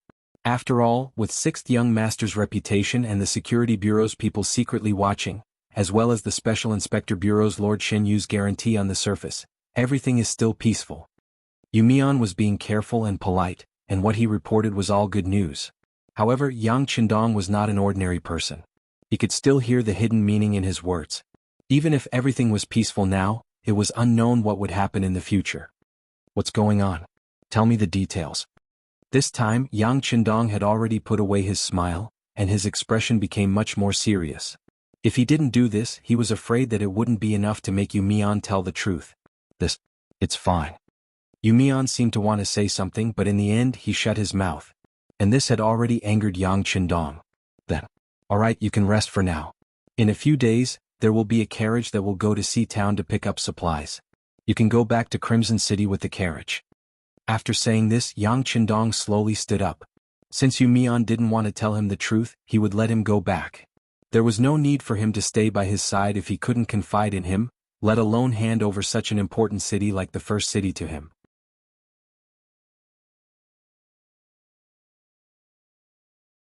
Chapter 726. He actually asked him to go back. This was obviously a sign of anger. Mian was frightened at this moment. When he came, many people's eyes were red with jealousy. His father had high hopes for him, hoping that he would be able to gain a foothold in the origin city and create a glory similar to the Crimson City. Even when he left, he patted his chest and almost made a military order. It could be said that his family had given him too much hope for his arrival. But now he was actually going to return empty-handed. One could imagine what would happen if he didn't do anything and went back with his tail between his legs. At that time, not to mention himself, even his father would be implicated. Then he would become the true sinner of the Yu family. The consequences would be unimaginable and unimaginable. Mian waited for Yang Qindong to leave the pavilion. Just as he was about to leave, he suddenly shouted, "Sixth young master, please wait a moment." Stopping in his tracks, Yang Qindong turned around. "What is it? Do you have something to tell me?" Yes. This time Mian lowered his head. Regardless of whether he was willing or not, he had no choice now. "Then speak." Yang Qindong's expression was calm. "Yes, sixth young master. With the continuous development of Crimson City, there are indeed some people who have become restless and dissatisfied. The most representative of them is Yang Taiju. This is not his real name. It is a name he changed after coming to Crimson City. His father thinks that this name is more resounding and is in line with our original intention of conquering the world with martial arts. And his father is Crimson City's Minister of Foreign Affairs, Yang Shan." Since he had already spoken, there was no way out for Mian. Thus, he revealed everything he knew about the situation. Yang Taiju is a very decisive person. He also has some tricks up his sleeves. Relying on the fact that he is Minister Yang's son, he bullies the good and oppresses the good. Many people who have money and power without any background have been oppressed by him. Not only that, but he also secretly kept the new products produced by the factories in Crimson City, using the excuse that they were not up to standard for his personal use, and then sold them to foreign merchants at a cheaper price. Sixth young master, as you know, the quality of our Red Nest City's goods is excellent, and the variety of them is wonderful. The demand has always exceeded the supply, and as long as these goods are out of the sea, they can be sold for a good price on land. Because of this, the entire Yang family has become rich. Yang Taiju used most of this money to establish connections. They used this money to bribe and rope in some officials of various levels in Crimson City, causing their network to grow larger and larger. I'm afraid that it won't be long before these people join forces. They will be able to restrict my father's orders. After saying these words, Mian lowered his head. He knew that he had thrown a huge bomb today. Who knew how many people would be punished after this, and how many heads would fall to the ground because of this? Yang Qindong had been listening quietly, and there was no change in his expression.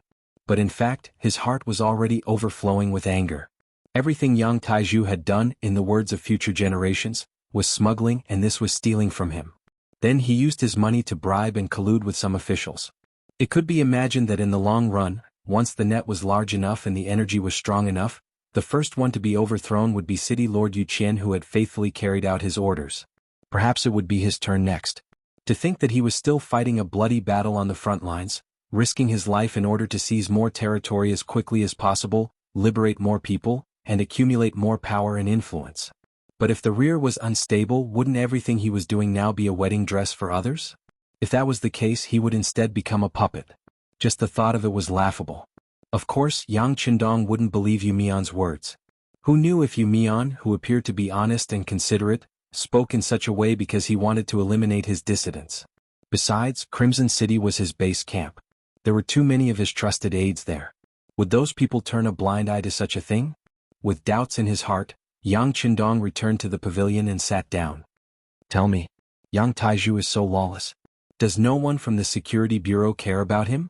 Could it be that the Special Inspector Bureau is useless? And those people from the military, will they turn a blind eye to it? It was precisely because he had left behind these forces and manpower that Yang Qindong was extremely at ease with Crimson City. He didn't believe that some people and some things could be bribed with money. Couldn't they tell that once he was angered, it would be useless no matter how much money they took out? Yu Mian didn't answer immediately. Instead, he looked up at Yang Qindong with a troubled expression. Say what you have to say. Don't hesitate. Beta Persei, call Tiger's mane over. Yang Qindong stared intently at Yu Mian's face as he roared outside. Beta Persei left in a hurry, at a loss. Yang Qindong looked at Yu Mian and said, All right, there are no outsiders here now. Tell me everything you know. Even if you say something wrong, I won't blame you. Furthermore, the matter of you saying something wrong won't spread. Now that things had come to this, Yu Mian had no way out. At that moment, he seemed to have made a decision as he said, Yes, sixth young master. This is the situation. This Yang Taizhu is very capable. He first wooed one of Fifth Madam's personal maidservants, Lin Lin, and married her. This way he would have Fifth Madam's support. Then he joined forces with the director of Crimson City's Security Bureau, Chen Shuquan. The sixth young master definitely knows this person. This person doesn't speak much, but as his name suggests, he likes power very much. Can be said that he hit it off with Yang Taizhu. With the support of the Security Bureau, he naturally gets twice the result with half the effort. As for the Special Inspector Bureau, he definitely won't find trouble with Fifth Madam. My father once doubted it, but soon, Lin Lin personally appeared in the City Lord's office. After that, I heard from my father that Lin Lin said that the entire Crimson City belongs to the Yang family. The Yang family's madam only took some money from her family. Is there a need to inform outsiders and use outsiders to criticize her? There's no need to talk about the military. Now that there's a political department, Lung Song and Commander Gao Xiong are thinking of how to compete with them. How could he possibly intervene in the local affairs? Wouldn't that be handing over his weakness to others? Therefore they simply turn a blind eye. As for the other officials, they don't dare to interfere. With the idea that mortals suffer when immortals fight, they hide as much as they can. As long as these people don't provoke them, they will also turn a blind eye. Upon hearing Yu Mian's explanation, Yang Qindong widened his eyes. No one dares to interfere. Didn't the Wan family do anything? Wan Xiaoyu is my future sixth madam. Didn't she stand up? It could be heard that although this was a questioning voice, there was a hint of trembling in his voice. It was unknown if it was because of anger or disappointment. Sixth madam? Ever since you left Crimson City, Sixth madam led the publicity team to perform for the nearly 5 million Han people. She said that she wanted to change the views and mentality of these people as soon as possible, so she hasn't been in Crimson City. And these things have only happened in the past few months. Sixth madam doesn't know about it. Yu Mian knew that this was very likely related to a girl's future happiness and the future of a large family. Of course he had to explain it clearly. Upon hearing this, Yang Qindong's expression looked better. But soon he sneered. The Yang family's money is indeed used by the family. There's no need for outsiders to interfere, but the problem is that she's just a maidservant. What right does she have to represent Fifth Madam? For this matter, did Fifth Madam really show up? This? Yu Mian thought for a while and shook his head. Probably not. At least, Fifth Madam didn't say anything to my father. Then this Lin Lin acted on her own accord. But Fifth Madam didn't use people to investigate. She is also responsible. Yang Qindong said. This was equivalent to settling the matter. He really didn't expect that such a thing would happen in Crimson City. If not for the fact that he happened to talk to Yu Mian today and discovered some clues, he was afraid that this matter would only get bigger and bigger and one day, it would become an unsolvable problem. It seems that some people are used to living a peaceful life. They have forgotten what it's like to lick blood on the blade. If that's the case, then don't blame me for being heartless. After speaking, Yang Qindong raised his hand and slammed down on the stone table in the pavilion. Boom! A thunderous sound suddenly rose. After Yang Qindong's anger soared to the sky and he used his qi, The stone table actually cracked and fell to the ground with a loud bang. Tiger's Mane and Beta Persei, who had just entered the courtyard, saw this scene clearly. "Young master."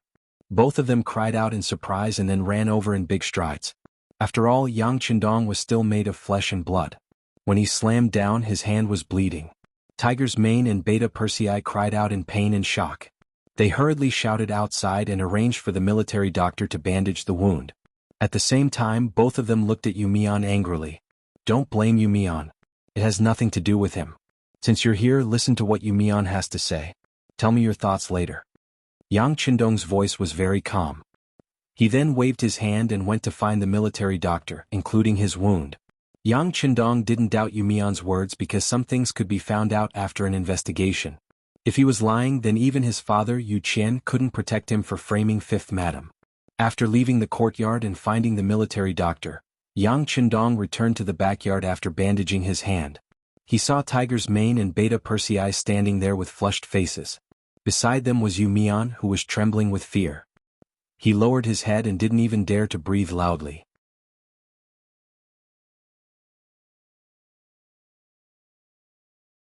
Chapter 727. Are you trying to scare Yumian? Let me tell you, this has nothing to do with him. He is the hero. Needless to say, Yang Qindong knew that the two of them must have gotten angry in front of Yumian. Otherwise they wouldn't be like this.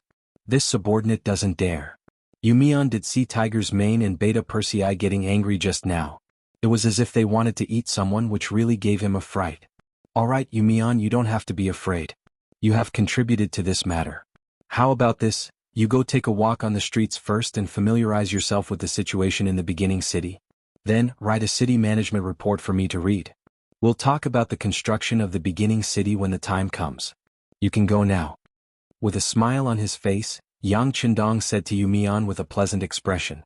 Yumian naturally nodded and agreed. He excused himself and resigned. After there was no one else around, Yang Qindong's expression turned cold again. "Tell me, what do the two of you think?" Kill all these sinners.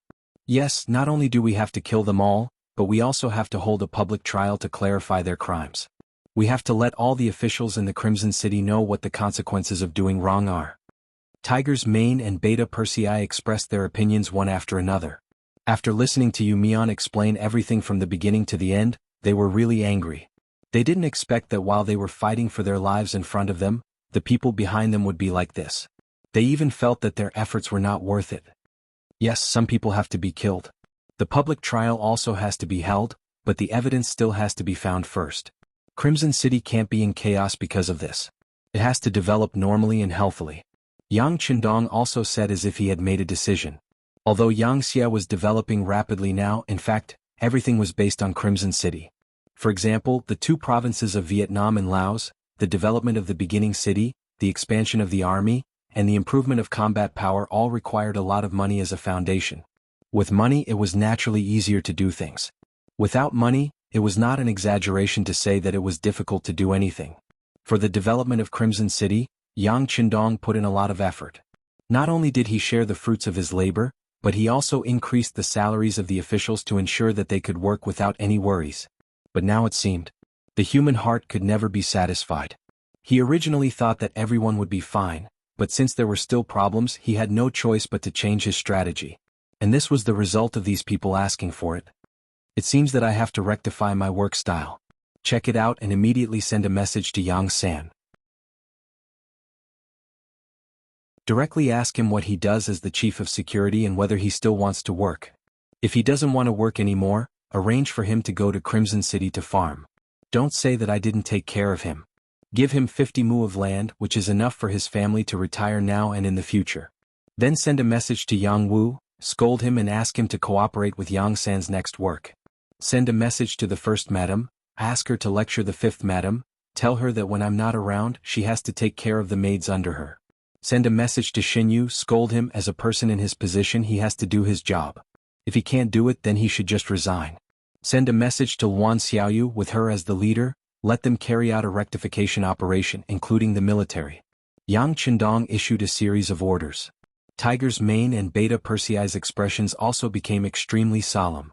They knew that this time the sixth young master was really angry. He was so angry that he wanted to reshuffle the cards in Crimson City. The orders were issued one by one. The two of them were afraid of forgetting something, so they had already taken out a pen and paper and began to write it down. Not long after, the two of them turned around and went straight to the telegraph room. It could be imagined that there would be a lot of work to be done. After arranging everything, Yang Qindong became relaxed. He walked towards the military supplies that were delivered. This time there were a lot of commercial goods. He wanted to carry out commercial activities in the first city, so he also wanted to build a commercial street here. Reality told him that he couldn't put all his eggs in one basket. He still had to make multiple preparations. It would be best if the city below could be self-sufficient. In this way, even if there was a problem in one of the links, it would not affect the overall situation. In the following time, Yang Qindong found Yu Mian. The two of them began to walk through the streets and alleys to plan the future construction of the first city. At this time, several fast boats were heading towards Crimson City from the sea. In the cabin, Yang San, who had a fierce face, was among them. Ever since he received the telegram, he rushed to the nearby dock from the great Ming dynasty. Along the way he had a gloomy face. The fast boat that belonged to the security bureau had already been arranged. After he boarded the boat, he went straight to Crimson City. The telegram was in Yang San's hands. He had already read it countless times. However, every time he read it, his heart would ache. Especially when he saw that he was given 50 mu of land to retire in, he felt a burst of shame.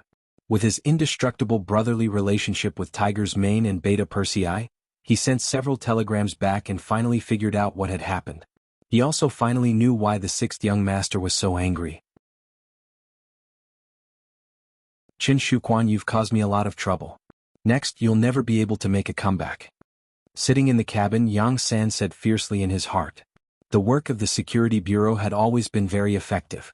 Because of this, he had received countless praises from the sixth young master. After a long time he was a little numb. He even had the idea that the work of the security bureau was very easy to do. No matter who was arranged to take up the post, there shouldn't be any problems. Yang San was careless, or rather he was blinded by victory. He really didn't think about it. The security bureau's achievements today were naturally inseparable from their efforts. However, the more important reason was that Yang Qindong had invested a lot of money in this. The money that the security bureau spent in a year alone was more than the annual national taxes of Baiming or Southern Ming. This was still referring to the current situation. The territory wasn't that big and there weren't many areas that needed to be controlled. As it continued to develop, this money would only be spent more and more.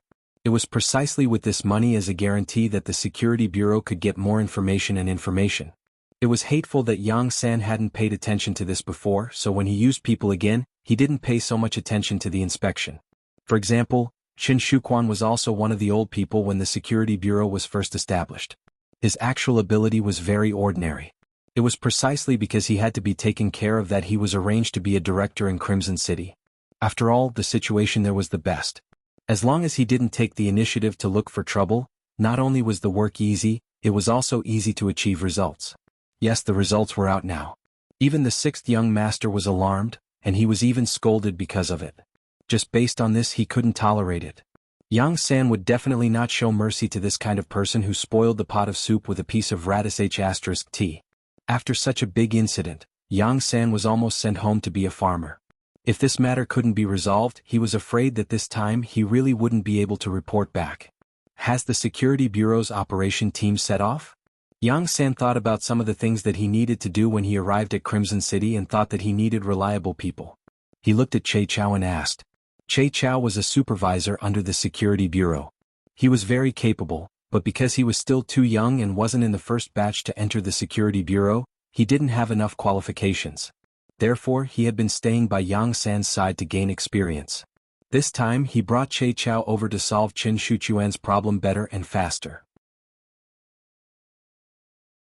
At the same time, he also wanted to take the opportunity to see if this person had the ability to succeed Yang Shuquan's position, and if there were any problems with his character. After Qin Shuquan's incident, Yang San started to pay attention to the character of his subordinates.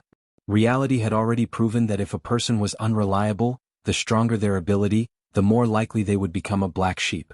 Yang San would definitely not make the same mistake twice.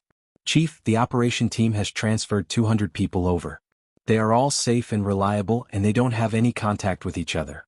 This time, they were ordered to rush to Crimson City from various places and won't leak any information.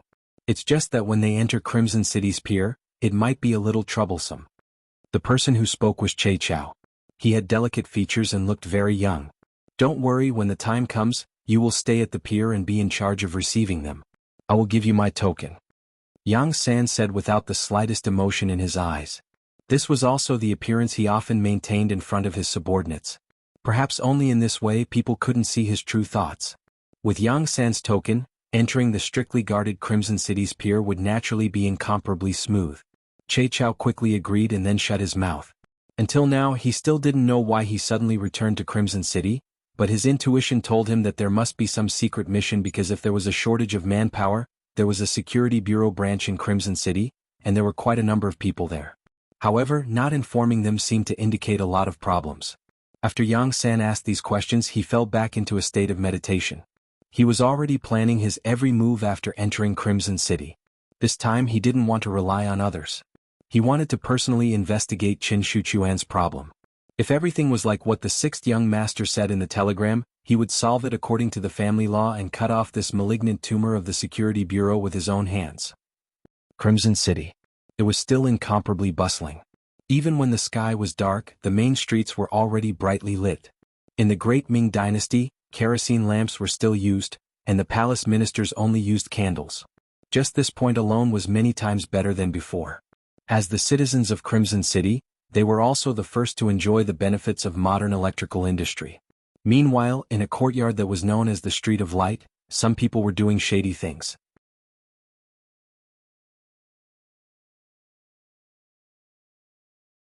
Chapter 728. In a secret room there were only 2 people sitting inside. There was tea and some snacks on the table. Brother Qin, this time Yu Mian went over there. Who knows what he might say? I have to say that you're still too careful. If you did as I said, you should just kill him. Wouldn't that solve the problem once and for all? A slender, handsome man with extremely thin lips took the lead to speak up. This person was Yang Taizhu. With a father like Yang Shan and a good appearance, he was blessed by the heavens. It could be said that the heavens treated him well. As long as he behaved himself, he was destined to have a good life. Unfortunately, his ambition was too big, so big that it was beyond his ability. It was only a matter of time before he was destroyed. Sitting opposite Yang Taizhu was an ordinary-looking man. Even if such a person walked on the street, he wouldn't attract anyone's attention because he looked too ordinary. His height was ordinary, his facial features were ordinary, and there was nothing special about him. Such a person was suitable for an organization like the Security Bureau. No matter what, he didn't stand out. He was Qin Shuquan, the director of the Security Bureau in Crimson City. No. Qin Shuquan spoke, Yu Mian absolutely can't be killed. Not to mention that his father is Yu Qian. If something happens to him, it's impossible that no one will come to investigate. When the higher-ups call for this person, if we do this, wouldn't that be exposing ourselves? Yang Taizhu also knew that killing Yu Mian at this time was a little too far-fetched, but for some reason he had a faint worry in his heart. Ordinary people didn't dare to casually talk about him, but this person had a father who was more powerful than him. Once he saw that person, he really couldn't predict what he would say. Sigh, it's too late to say anything now. I hope he'll be honest and not talk nonsense. Although Yang Taizhu was saying words of comfort, his face was still nervous. Qin Shuchuan's ordinary face chuckled and said, Brother Yang, you don't have to be too worried. Yu Mian isn't that stupid. Saying anything about us won't do him any good. Besides, he has no evidence of our crimes in his hands. Besides, although he has gone to the north, it is still unknown whether he will be able to see that person, or whether he will have the opportunity to meet him alone. Even if he dares to say anything, our Security Bureau will be the first to receive the news. At least until now, I haven't received any orders. You don't have to worry. Yes. With Brother Qin here, I am naturally not worried. Yang Taizhu chuckled.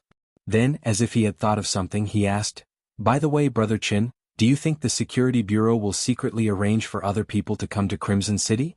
I don't think so, Qin Shuquan said confidently. The director has a good relationship with me. He won't suspect me easily. If he really has any thoughts, he should ask me first. Even if he sends someone to investigate, he should inform me. Even if you don't inform me, my men are watching the docks day and night. It will be as difficult as ascending to the heavens for anyone who wants to get to the docks without being noticed. Qin Shuquan was indeed very confident. He was equally confident in his relationship with Yang San. Logically speaking, he was right. If it was just an ordinary person who complained, Yang San would really inform him beforehand. After all, suspecting a subordinate for no reason would only make the other brothers bitterly disappointed. But he forgot one thing. It depended on who was the one who complained. What if it was Yang Qindong who gave the order? Then it wouldn't be a complaint, but 100% execution of the order. If Yang Qindong gave the order, Yang San would definitely attract great attention. Not only that, but he would also have to do a good job. Even if there was no problem, he must provide evidence. Under such circumstances, how could Yang San inform Qin Shuquan about it? At this moment, it could only be said that Qin Shuquan was too confident, so confident that he was a little arrogant. It was a pity that no matter if it was Qin Shuquan or Yang Taizhu, they didn't think too much about it. They only thought that even though Yang Qindong was formidable, to the extent of having an incomparable status in the entire Yang faction, in all of Crimson City, a person was a person, he wasn't a god, how could he possibly care about everything? Furthermore, they didn't do anything to betray Yang Xia. They were just using their power and status to earn more money. Was there anything wrong with that? Which dynasty, which family didn't use this opportunity to develop? What they did wasn't a big deal, so it wouldn't attract Yang Qindong's attention. Yumion's matter seemed to have come to an end here. Following that, the two of them talked about the Luan family. The Luan family was a special existence in the entire Crimson City. The Yang family only had a total of 4 people, but these 4 people all held high positions and held different positions and influence in different industries. Especially their daughter Luan Xiaoyu. When she reached the age, she would become the 6th madam. How could such a family not be illustrious? In Crimson City, anyone with ambition would have the idea of getting close to the other party. Because once they obtained the friendship of the other party, no matter what they did in the future, it would be twice the result with half the effort. Yang Taizhu had been thinking about this recently. Considering the current situation of the Luan family, he was powerless against Luan Qi and Luan Qi's mother, Zhou Hua. These two had power and status and were busy with work every day. Outsiders simply didn't have the time to come into contact with them. As for his daughter Luan Xiaoyu, her identity meant that no one would dare to have any ideas about her. Even Yang Taizhu couldn't, and even his father Yang Shan didn't dare to touch her. After thinking about it, there was only one Luan Shaoqin. This person was placed in an important position and had already become the governor of Lao province at a young age. His future was limitless. Most importantly, he had a fatal flaw, and that was that he was young and he still didn't have a wife. Although Luan Shaoqin had already married 2 concubines in order to appease the hearts of the nobles in Lao Lao, and also in order to give birth to the Luan family, he didn't have a wife. In the eyes of others, that was the high and mighty position, and only then was he recognized by the outside world as a member of the Luan family. Currently, Yang Taizhu and Qin Shuquan were discussing the matter of finding a wife for Luan Xiaoyu. They had already thought about it. As long as this wife was one of their own, then if anything critical happened in the future, this person would play an absolutely crucial role. This was equivalent to not only establishing a relationship with the 5th madam, but also joining forces with the 6th madam's family. At that time, as long as the 2 pillow winds blew, and the one above loosened her mouth, even if there was a huge matter, it could be suppressed. We have to hurry up with the matter of finding someone. He's not young anymore, and finding a wife is only a matter of time. If it wasn't for that statement that the wife of a high-ranking official must be a Han, I'm afraid that there would already be arrangements and we wouldn't have a chance. Yang Taizhu thought about this matter and reminded Che Chao, who was sitting opposite him. Brother Yang, don't worry, I have already arranged for the security bureau to search the city. It's just that your requirements are a bit too high. You need to be young and beautiful, and you also need to have a clean background. The most important thing is that you listen to us. This kind of search is somewhat contradictory, so it dragged on for a few days. While Che Chao was complaining, Yang Tieju's eyes were already wide open. The person must be beautiful, otherwise Luan Shaoqin might not be able to take a fancy to her. Her background must also be clean. Do you think that when the Luan family is looking for a wife, they won't let people investigate? As for listening to us, this is even more important. We won't be kind enough to make a wedding dress for others. The person we find must be helpful to us. Yang Taizhu didn't relent, and Qin Shuquan could only sigh and nod. Okay, I'll continue to arrange for people to search. By the way, the latest batch of goods should be out of the cabin. When will you give me a definite letter? I'll start to arrange it. Well, it'll be soon. It'll be in 3 days at the new dock. I've already arranged everything that needs to be arranged. When the time comes, all you need to do is to send people from the security bureau to temporarily seal off the dock for 4 hours. Then everything will be ready. Qin Shuquan nodded when he heard this. That's easy, it's not the first time we've done such a thing. Ah. The two looked at each other at this moment and smiled. The so-called status and power were all transient, only the gold and silver in their hands were real. As long as they had money, where couldn't they be happy and carefree? The two were still secretly plotting here, and from time to time, their laughter could be heard, which was a kind of imagination for the future. But what they didn't know was that while they were talking, the director of the security bureau, Yang San, had already arrived at the new dock on a fast boat without anyone noticing. He was stopped by the security bureau of the Crimson City, who were guarding here day and night. After Yang San led Che Chao and dozens of people off the fast boat, he took out the pass issued by the security bureau, and Lung Feng, who was guarding the dock, allowed them to pass according to the regulations.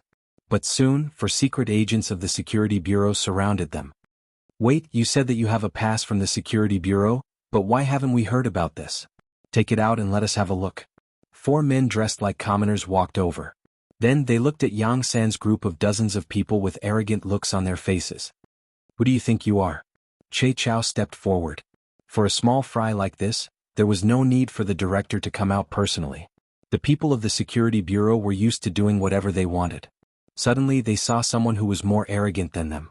The 4 of them looked at each other then laughed. Yo, I didn't know that you're so brave. Do you know who we are? Let me tell you, have you heard of the security bureau? You actually want to enter the city under our banner? Then you have to go through us first.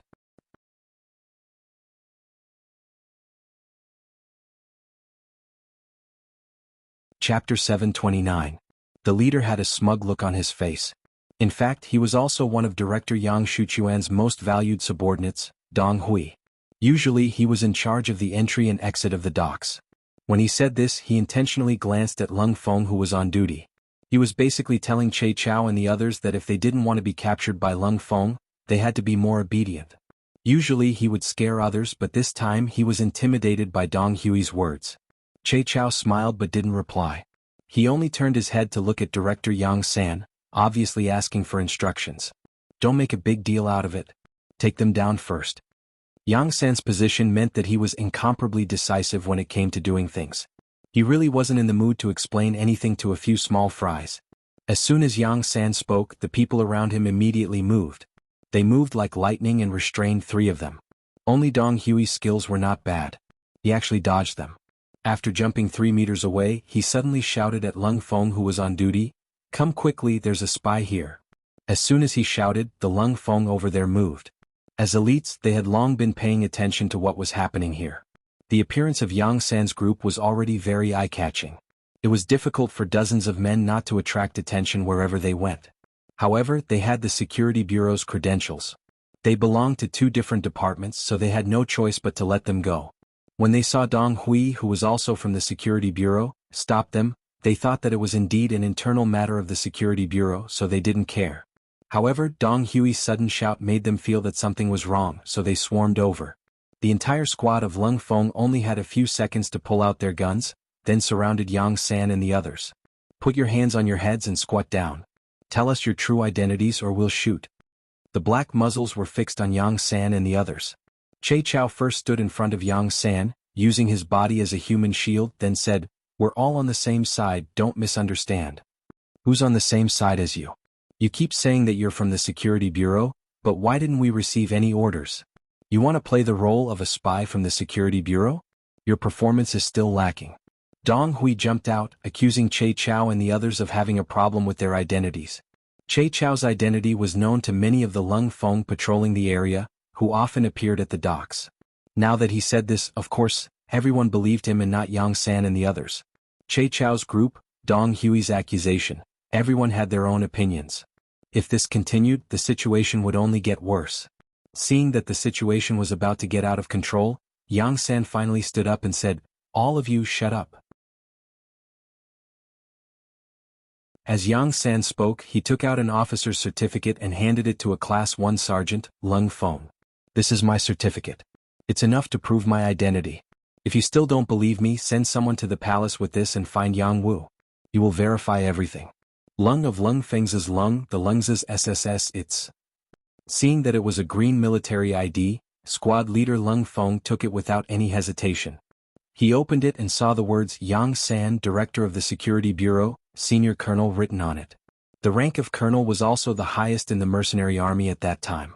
Other than Yang Qindong, the 1st Division Commander of the Army, Lung Song, and the 1st Division Commander of the Navy, Gao Xiong, were only at the same rank. However, a senior colonel had appeared in front of him. Lung Feng's expression changed as he looked at Yang San. Speaking of which, if Yang San's military certificate showed that he was a major, or even a lieutenant colonel, it wouldn't have aroused Lung Feng's suspicions. However, the senior colonel was too eye-catching. It gave people a surreal feeling. If that's the case, I'll need to send someone to the palace with this document. I hope you can understand. Class Monitor Lung Feng didn't dare to make a decision at the moment, so he decided to do as the other party said. After all, he knew Yang Wu. Yang Wu would come to the docks to check on things when he had nothing to do. Sure, but I have a request. No one here is allowed to leave. Also, what happened here must not be spread out before Yang Wu arrives. Yang San nodded. He could understand the other party's actions. They were also doing things according to the rules, but he wouldn't allow others to ruin his big plan. All right. Class Monitor Lung Feng was also very straightforward. After making a promise to Yang San, he sent the vice squad leader out and told him to ride a bicycle to the palace to see Yang Wuyi. Lung Feng didn't speak to him. Instead, after looking at the document, his attitude changed greatly. In Dong Hui's eyes, all of this gave him a bad feeling. The other party claimed to be from the Security Bureau, but he had never seen them before. Moreover, judging from Lung Feng's attitude towards them, they seemed to be of a very high rank. Could it be that the other party was his superior? When he thought about how the Security Bureau mostly communicated through a single line, such a possibility existed, his expression became somewhat ugly. The mission that Director Qin Shuquan had given him was to watch here and not allow strangers to come ashore. If there were any, he had to report it. For the sake of his duty, he prepared to leave quietly. But just as he took a step forward, Yang San's voice rang out, "You are very smart and know how to see the situation. It's just that you followed the wrong person. If you can turn over a new leaf, you can be considered a promising talent." He didn't think that his actions would be seen by others. At this moment, Dong Hui knew that he couldn't leave, so he could only turn his head and chuckle. Then he stood there and waited. He was following orders, and what he did was in accordance with the rules. There was really no need to be afraid of others. Both parties waited here. In less than an hour, the sound of bicycle bells rang out in the distance. Following that, Yang Wu led a group of Lung Feng and appeared here. Even though it was night and the lights at the pier weren't very bright, Yang San still recognized at a glance that this time, it wasn't only Yang Wu who came. The division commander of the Army's 1st Division, Lung Song, also appeared with him. Yang Wu was naturally dressed casually, while Lung Song was indeed wearing a senior colonel's military uniform. The 2 bars and 4 fours were extremely dazzling under the light. Seeing that the division commander had arrived, the platoon commander at the pier immediately stood at attention and saluted. Lung Song stopped the bicycle and casually bowed to the soldiers of the Lung Feng. He strode over to Yang San with a smile on his face and said, "Chief Yang, why didn't you say anything before coming? This is a surprise attack, isn't it?" Seeing that not only did the division commander know Yang San, but his attitude was also so warm, the platoon commander at the side naturally retreated to the side. At this moment, Dong Hui's expression also turned ugly. It was obvious that he had made a mistake this time. It seemed that not only was the other party one of his men, but his position was also quite high. Yang San returned the military salute to Lung Song, but there was no smile on his face. After the salute, he said to Che Chao, "Restrain these 4 people, I want to interrogate them later." After making some simple arrangements, Yang San looked at Lung Song and glanced at Yang Wu. He only said one sentence, "Young master is very angry this time." With just one sentence, Yang Wu, who was incomparably famous in Crimson Nest City, who was called Yang Wu Yi, immediately lowered his head. Just one sentence was enough to show that the young master was dissatisfied with him. As one of the first 5 servants of the Yang family, they were different from the others. Others might have to rely on military merits to be promoted, but their status rose along with Yang Xie's continuous growth. If one had to describe it, they were the same as the eunuchs by the emperor's side. They only needed to serve Yang Qindong well. It could be said that a single sentence determined their future in life. Now that the master was angry, it meant that Yang Wu didn't do his job well. Yang Wu felt very ashamed. Seeing Yang Wu lower his head, Yang San didn't say anything else. Instead, he looked at Lung Song and said, Young Master is also very dissatisfied with your work. Crimson City is Yangxia's foundation, yet such a big thing happened. You didn't notice it, didn't report it, and didn't solve it. This time you lost points. Yes, I will reflect. Lung Song also lowered his head, looking like he had done something wrong and was very regretful. Logically speaking, with his position in the military, Lung Song was the 1st Regiment commander of the army, the 1st Division commander of the army. Other than Yang Chendong, very few people could suppress him, not even Yang San. However, the problem was that Yang San came as an imperial envoy to solve the problem. His position was completely different. He came as a representative of the 6th Young Master. What he said was also instructed by the 6th Young Master. Other than admitting his mistake, he could only cooperate. There is no use in reflecting. The Young Master wants to see results. I hope that you can redeem yourselves and cooperate with my work. If you can't even do this well, I can only report the truth to the Young Master. When the time comes, if your positions change, don't blame me. Yang San didn't want to have any deep contact with Lung Song. Although the other party was also in a high position, he was very clear about his own identity. He was a servant of the Yang family, one of the Young Master's people. He only served the Young Master and didn't need to care about other people's feelings. Moreover, as the head of the Security Bureau, if he had too much contact with important members of the military in the eyes of others, it was inevitable that they would have other thoughts. If that was the case, he couldn't imagine what the result would be. Yang San's official words fell into Lung Song's ears. He didn't even dare to have any thoughts of objecting. Yes, Lung Feng of the army will definitely cooperate. We will definitely cooperate. Very good. That was to lock up Lung Feng in this class first. It's not that they did anything wrong, but this is an important matter. We can't be careless in the slightest. My arrival is still a secret and definitely can't be spread. Understand? Yang San was satisfied with Lung Song's attitude. He took this opportunity to give his first order after coming ashore.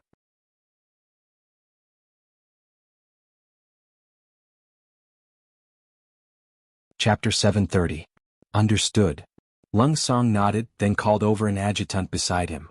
He whispered a few words and someone immediately went to implement this matter.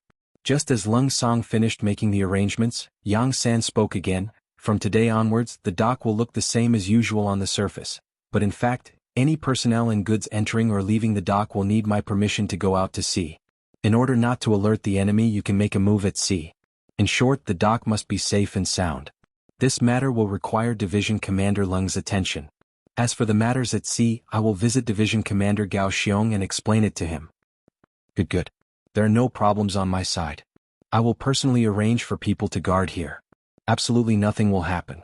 Lung Song patted his chest and promised. Thank you for your hard work. Everyone do what you are supposed to do. Later, write down everything you know about Yang Taizhu and Qin Shuquan on a piece of paper and have someone send it to me. I want to know more about them. Yang San's businesslike face gave off a huge psychological pressure. After saying this, Yang San turned and walked over to Dong Hui and the other three. After arranging the external affairs, it was time to deal with the internal affairs of the Security Bureau. At this time, Dong Hui was no longer as lively as before. Instead, he had a face full of respect and worship. From Che Chao's mouth, he finally knew who he was facing just now. It was actually the boss of the Security Bureau. This made him excited but also a little afraid. He was excited because he had worshipped the bureau chief for a long time.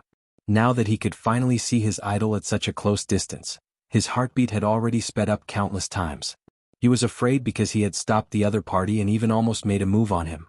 He didn't know what kind of punishment he would receive for doing something wrong. With these feelings of apprehension, Dong Hui knelt on the ground with a plop the moment Yang San strode into the duty room at the side of the dock. At this moment he only had one thought, and that was to do his best to make up for what he had done wrong. Yang San boldly sat down on a chair in the duty room. He looked at Dong Hui, who was kneeling on the floor and didn't even dare to raise his head, and said, I heard that you are Qin Shuquan's trusted aide. Have you ever participated in his matters? He thought that the director would reprimand him for his actions just now, but he didn't expect that the director was talking about something else. After a moment of hesitation, Dong Hui immediately shook his head and said, I'm from the Security Bureau. Usually, I only come into contact with Director Qin for work matters, such as guarding the docks and keeping an eye on all suspicious people. As for Director Chen's private affairs, I have no right to participate, nor will I participate. With just a few words, Dong Hui had already made his position clear. That was, he was only Qin Shuchuan's subordinate. The reason why he was chosen as Qin Shuchuan's confidant was because of his ability. As for personal friendship, there was really nothing to it. This was also one of the rules of the Security Bureau. There was only work between superiors and subordinates, and there was no personal relationship between them. This way, it was possible to avoid any feelings between the two parties and make them emotional during work. When Yang San heard Dong Hui's words, he nodded in satisfaction. He was not worried that this person would dare to lie to him. The internal rules of the Security Bureau were very strict. If he deceived his superior, it would be difficult for him to die even if he wanted to. Moreover, there were some things that he only needed to send someone to investigate and he could come to a conclusion. Dong Hui should know this. In this way, Dong Hui should not be involved in Qin Shuchuan's affairs much. From this point of view, this person could still be used. If he performed well, it was not impossible to put him in an important position in the future. He thought that Che Chao was going to replace Qin Shuchuan's position, but he was a newcomer and couldn't sort out many relationships for a while. If he had the help of a local snake like Dong Hui, then the progress of the work would definitely speed up. Yang San had an idea in his mind. When he looked at Dong Hui, who was kneeling on the ground, he was no longer as cold and ruthless as before when he spoke. Dong Hui, I believe what you just said for the time being, but you should also know that if you lie to me, what will the consequences be? Yes, your subordinate knows, so your subordinate will never dare to lie to the director. Dong Hui hurriedly kowtowed to the ground. At this moment, he just wanted to dig out his heart to show the director that he really didn't participate in some of Qin Shuchuan's specific affairs. In fact, it was not that Dong Hui didn't want to, but that Qin Shuchuan was being careful. Since it was a secret, of course, the fewer people who knew, the better. Besides, once the matter was known by his subordinates, if one of them contacted the headquarters and reported the matter to the director, wouldn't he be shooting himself in the foot? Yang San also thought about this problem, so he initially ruled out the possibility that Dong Hui was involved in the smuggling incident. Even if the other party didn't have this motive and condition, Yang San could say something openly. Very well, I hope you haven't participated. If so, your opportunity to make a contribution will come. To tell you the truth, this time, the director came in person to solve some of Qin Shuchuan's personal problems. If there is no accident, he can no longer be competent for the position of the director of the Crimson City Security Bureau. There are still a lot of things to do next, and even the entire Crimson City Security Bureau will undergo a big reshuffle. If you perform well, you can still stay and be entrusted with important tasks. As for where to go, you can make your own choice. What choice was there? One was heaven, the other was hell. Dong Hui didn't even want to think about it more. He immediately said, Director, please rest assured I will perform well and actively cooperate. Raise your head. Since he was going to continue to use Dong Hui, and in order not to alert the enemy and arouse Qin Shuchuan's suspicion, Yang San decided to add more weight to Dong Hui and give him a good reminder. Hearing this, Dong Hui raised his head and saw Yang San glaring at him.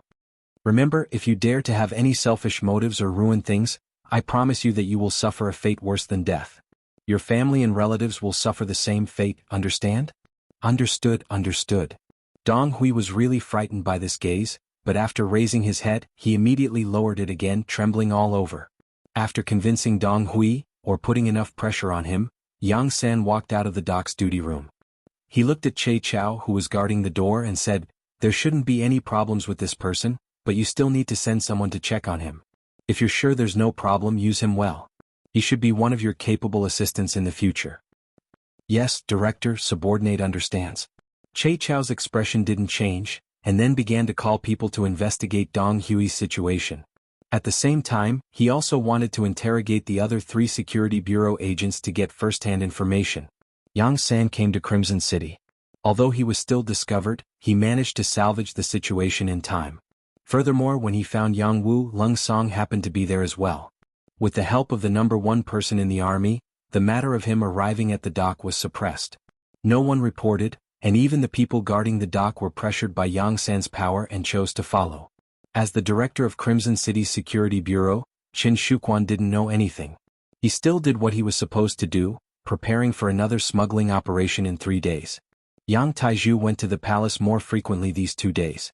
Of course, with his status, he could not enter the inner palace. He could only meet his wife Lin Lin, who he spent a lot of effort to catch up with in the outer palace. He took the opportunity to get information from her, wanting to see if the palace was any different than usual. Since it was Yang Qindong's personal order, all the actions were naturally concealed. Not to mention that Lin Lin was only a servant girl that the fifth madam fancied. Even the fifth madam herself didn't know that Yang San came to Crimson City to investigate. After hugging Lin Lin tenderly for a while, Yang Taizhu left the palace with a satisfied face. He didn't find anything wrong, so he decided to do everything according to plan. He thought that after this matter was done, he would have a large sum of money. In the long run, his Yang family would be rich enough to rival a country. At that time, even if there was a possibility of the matter being exposed, he would just leave Crimson City. After he had enough money, even if he formed a team, building a country wouldn't be a problem. Yang Taizhu was sometimes a little arrogant. Since Yang Qindong could do it from scratch, why couldn't he do it with so much money? Nobles, generals and ministers, it was better to have guts. Doing too much injustice leads to one's own destruction. This sentence was said by the ancients, and the truth also proved the authenticity and reliability of this sentence. 3 days later, when the time came to 9:30 p.m., when the docks began to return to silence, Director Qin Shuquan appeared on time. Just like the previous times when he smuggled goods, he still used the name of the Security Bureau, saying that he wanted to secretly transport a batch of goods out to sea. With this name, when he brought 60 to 70 carriages of goods all the way to the new docks, no one dared to check. The green light all the way let the goods be sent to the long-prepared cargo ship. While the goods were being loaded, Director Qin Shuquan took out a box of Aries brand cigarettes from his pocket. He took out a stick and put it in his mouth, then took out another stick and handed it to the head of the Security Bureau, Dong Hui. It had to be said that cigarettes could not only reduce stress and loneliness, but also play a strong role in communication. The cigarette was lit, and the relationship between Qin Shuquan and Dong Hui seemed to be a lot closer at this moment. Dong Hui, did anything happen at the docks during this time? When he said this, Qin Shuquan's eyes narrowed slightly, as if he could see through Dong Hui's heart.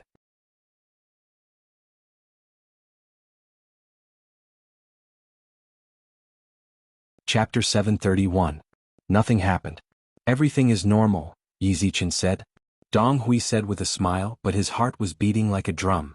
After all, Qin Shuquan was his superior, and he really had no confidence in lying in front of his superior. Fortunately, he was very smart and did not dwell on this matter.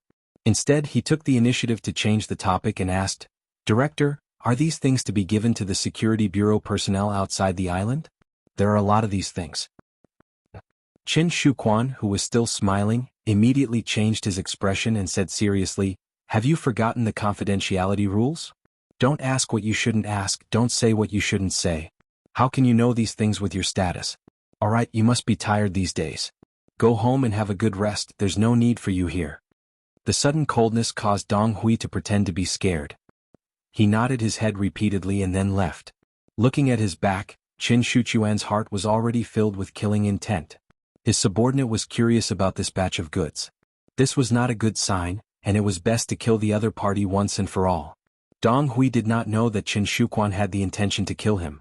In fact, even if he knew, he would not be afraid. Right now his backer was the bureau chief. As for now, since he was kicked out, of course, he had to inform the higher-ups of the news as soon as possible. This was a good opportunity to perform meritorious deeds. In order not to attract Qin Shuquan's attention, Che Chao did not place one of his own people at the dock. He only did 2 things. The first was to control the sea area outside the new dock in Crimson City, and the second was to wait for Dong Hui's news. One in and one out, both points were controlled. Che Chao firmly believed that unless Yang Taizhu and Qin Shuquan did not do anything, they would not be able to escape the big net he set up. But what he did not expect was that the other party would take the bait so quickly. When Dong Hui found Che Chao with sweat all over his forehead and said that their director Qin Shuquan sent dozens of carts of goods to the dock in the name of the Security Bureau, Che Chao also stood up from his chair excitedly. He often followed Bureau Chief Yang San, so he naturally knew that the Security Bureau did not inform him about the goods. In other words, tonight's action was completely decided by Qin Shuquan. Since that was the case, there was no doubt that the goods were smuggled. Very good, Dong Hui. You've made a great contribution this time. How about this? I'll give you 50 elite brothers. You take them to capture the backbone of the city's Security Bureau. As long as they don't resist, don't kill them. If they resist, you can be heavy-handed. In short, do not allow any important personnel to escape or leave our sight. Do you understand? Dong Hui had already used his actions to prove his position. At this moment, Che Chao could be considered to have completely trusted him. Yes, please rest assured, Director Che. I'll get it done right away. Dong Hui was also a little excited. This was a heavy responsibility. From this moment on, not only would he be pulled out of the Qin Shuquan case, but he would also enter the list of meritorious people. It could be imagined that his future would be limitless. Che Chao quickly left with the 50 elites of the Security Bureau. Che Chao immediately got up and rushed to the place where Director Yang was resting.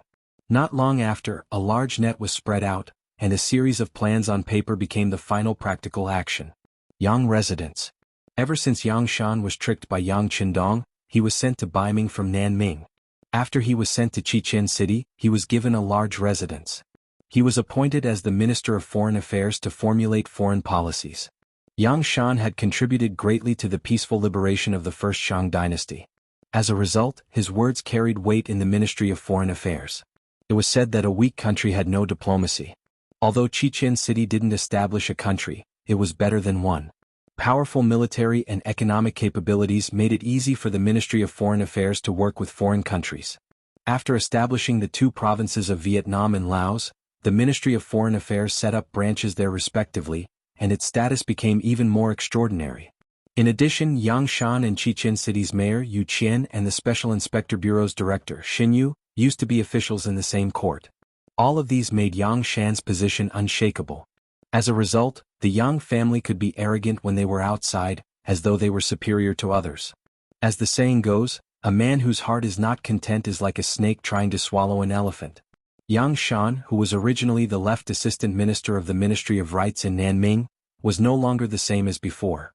He should be reminiscing about the past. However, there were people who wouldn't forget their past hardships after gaining power. Instead, they believed that everything they had now was because of the hardships and tiredness they had suffered. This was the reward they deserved after putting in so much effort. When a person thought that everything he had was reasonable and deserved, his mentality would naturally change as a result. Yang Shan was the most typical example. With this kind of inflated mentality, the actions of his son Yang Taizhu seemed to be a matter of course. The Yang residence was brightly lit.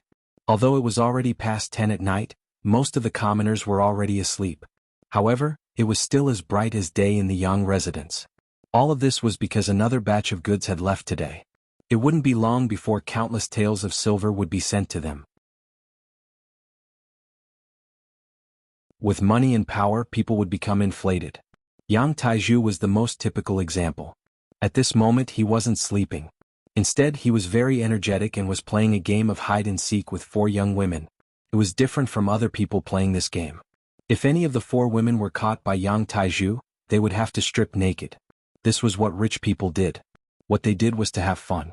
The 4 women were commoners who had spent money to trade with Nanming. They were originally good-looking, but because their living conditions weren't good, they became sallow and emaciated over time. However, the moment they were chosen by Yang Taizhu in the refugee camp, their lives had already changed. They ate well and wore warm clothes every day. All they needed to do was to become this man's plaything. When a poor person had problems even eating their fill, there was no need to talk about ideals and dignity. For a mouthful of food, the 4 women could only comply and allow Yang Taizhu to humiliate them. They were angry, but they didn't dare to say anything. Even though Yang Qindong had already stipulated that true Han people weren't allowed to buy and sell privately, and they weren't allowed to be forced or restricted. However, when they fell into Yang Taizhu's hands, how could they have the chance to redress their grievances? Not to mention, even if they wanted to sue, where would they find the right way to do so? In the face of the powerful Yang residents, an existence that could cover the sky with one hand, anyone could only accept their fate. Yang Taizhu was in a good mood. He was in the mood to play tonight. He was prepared to capture all 4 women and sleep with them. Thus, even though it was already late at night, he still didn't have the intention to rest. From time to time, the women's screams and Yang Taizhu's satisfied laughter could be heard in the residence. This wasn't the first time such a scene had appeared. The servants in the residence were almost used to it. In any case, as long as the young master was happy, he could do whatever he wanted as the master. How could they dare to interfere? Who could interfere? Dong dong dong dong. Suddenly, a loud knocking sound broke this laughter. In the middle of the night in the Yang manor, it was very sudden and unexpected. Who is it? It's already the middle of the night, why are you knocking on the door? The gatekeeper sleepily got up and walked to the main entrance. He opened a small door, wanting to see who was so blind to disturb the young residents in the middle of the night. The moment the small door was opened, countless tall figures suddenly appeared in front of him. Then, without waiting for the gatekeeper to do anything or even open his mouth to cry out in alarm, those tall figures rushed in through the small door like fish in the sea. There was also a tall figure who immediately reached out and covered the door's mouth, blocking it completely, making it unable to make any sound. Ugh! The gatekeeper still wanted to struggle, but a clear voice rang in his ears. "We are the Cold Vanguard warriors. We are going to search the Yang residence. This place is going to be over soon. You better cooperate. If you still dare to scream even if we kill you in the next moment, it will be in vain." The people who came were indeed the Cold Vanguard warriors. Their mission was to surround the Yang residence and eliminate all security threats. The order even stated that if anyone resisted, they could use ruthless means to subdue them or even kill them.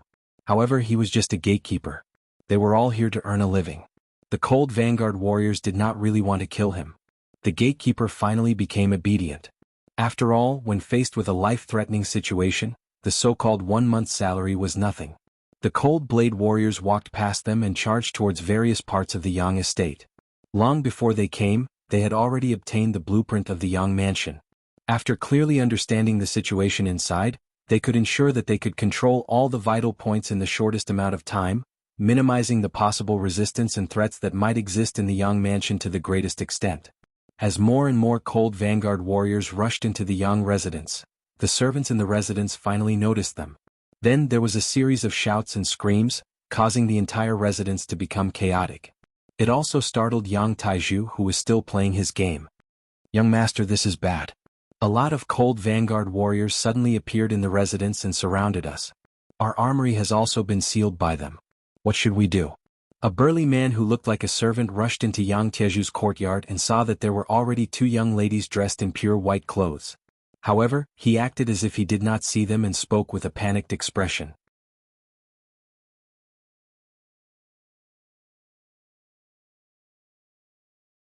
Chapter 732. Yang Taiju, whose eyes were still covered by a black cloth, instinctively wanted to fly into a rage when he heard that someone had broken into his backyard. This was his private property, and usually no one was allowed to enter without orders. Otherwise there would only be one result: death. Just as he was about to flare up, he suddenly froze when he heard that Lung Feng had barged into his residence. Then, with a wave of his right hand, he tore off the black cloth that was covering his eyes and asked with a ferocious look on his face, "What happened?" Before the servant could answer, more footsteps came from outside the door. Then, a cold front officer wearing a military uniform with the insignia of a colonel on his shoulder appeared in the backyard. Behind him was a dense group of cold front soldiers with calm expressions and sharp eyes. Yang Taiju, who was about to angrily scold the intruder for intruding into his private residence, saw the intruder's face clearly. His original anger instantly disappeared and was replaced by a smile. "Haha, so it's Regiment Commander Ting. Please forgive me for not welcoming you when you've come to visit."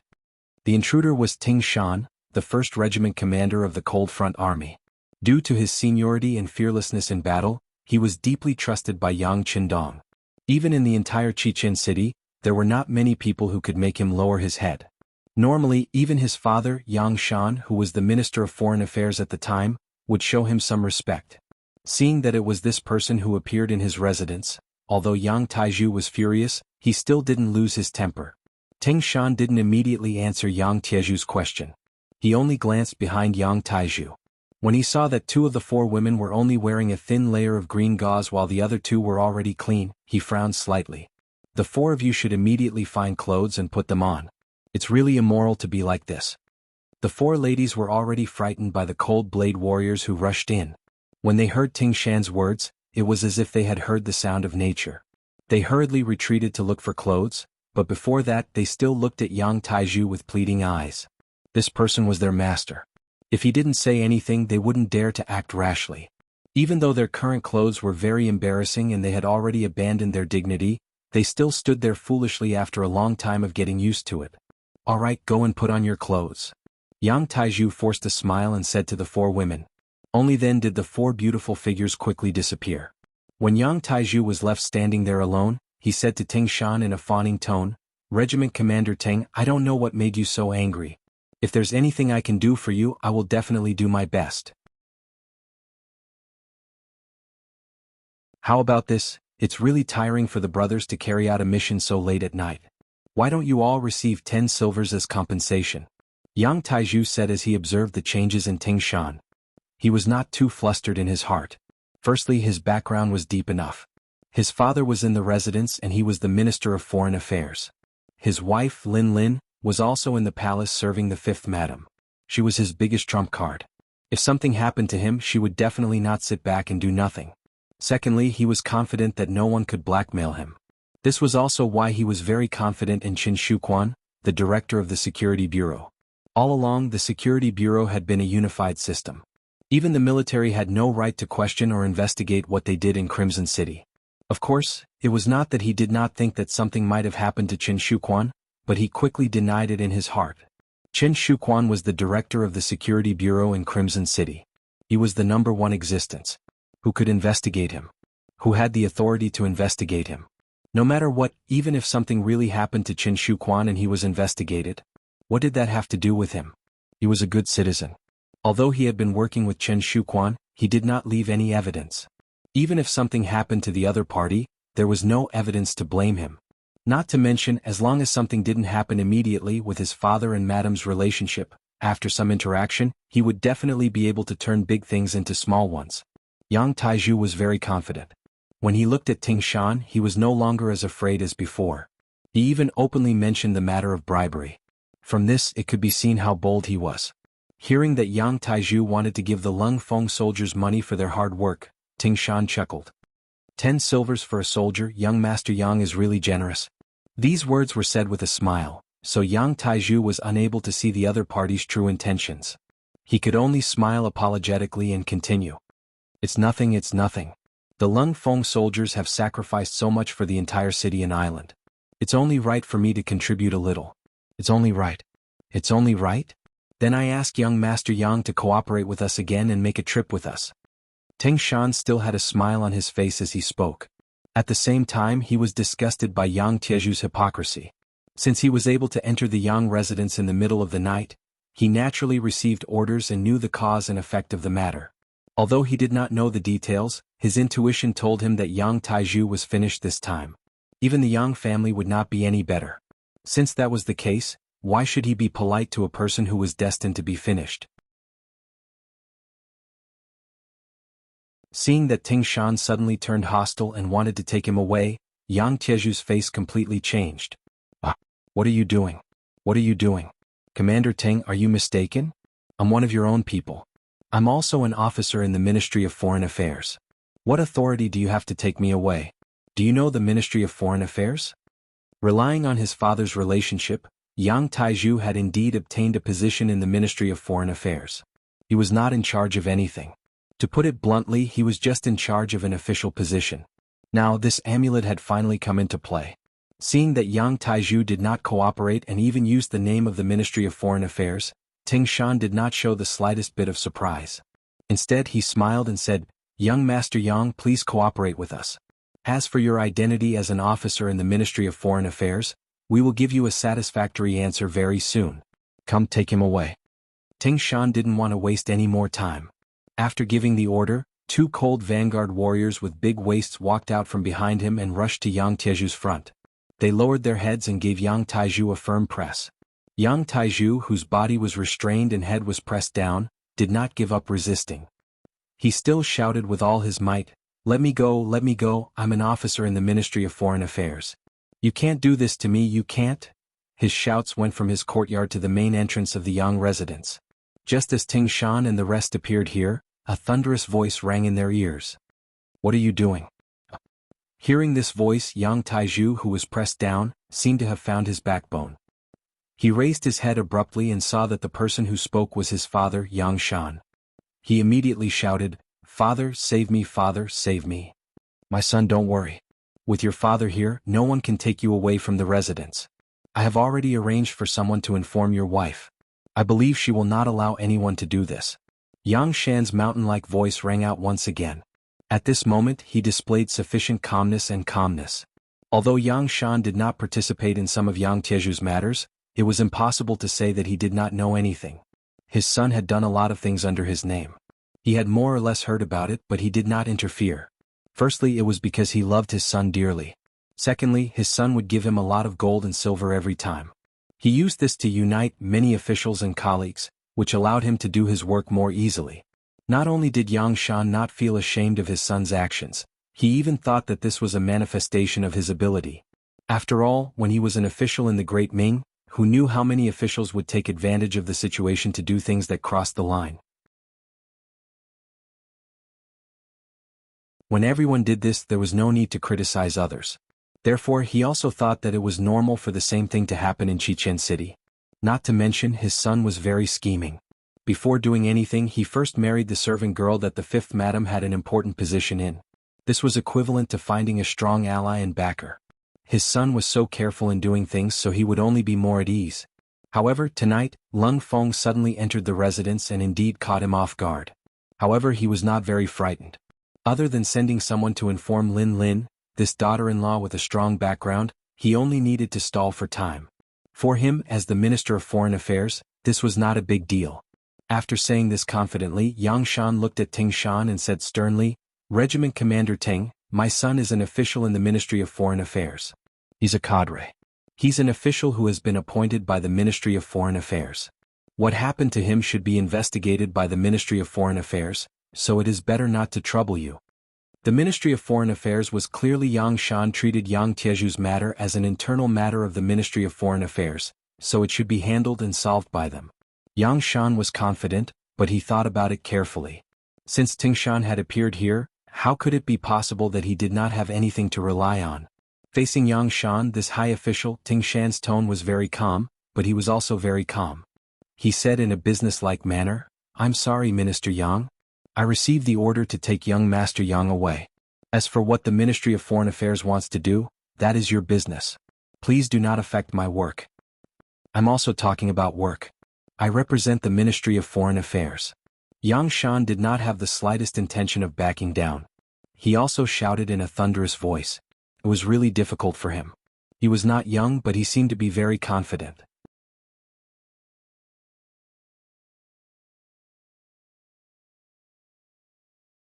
Chapter 733.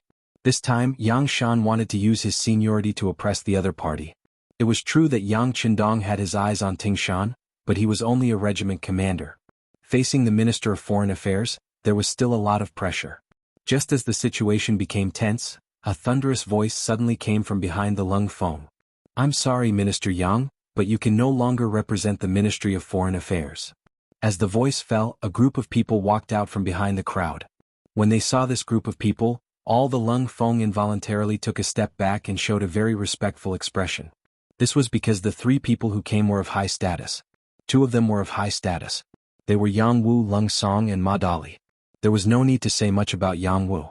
When Yang Qindong was in Crimson City, he was the Minister of Foreign Affairs representative. His status was even higher than City Lord Yu Qian.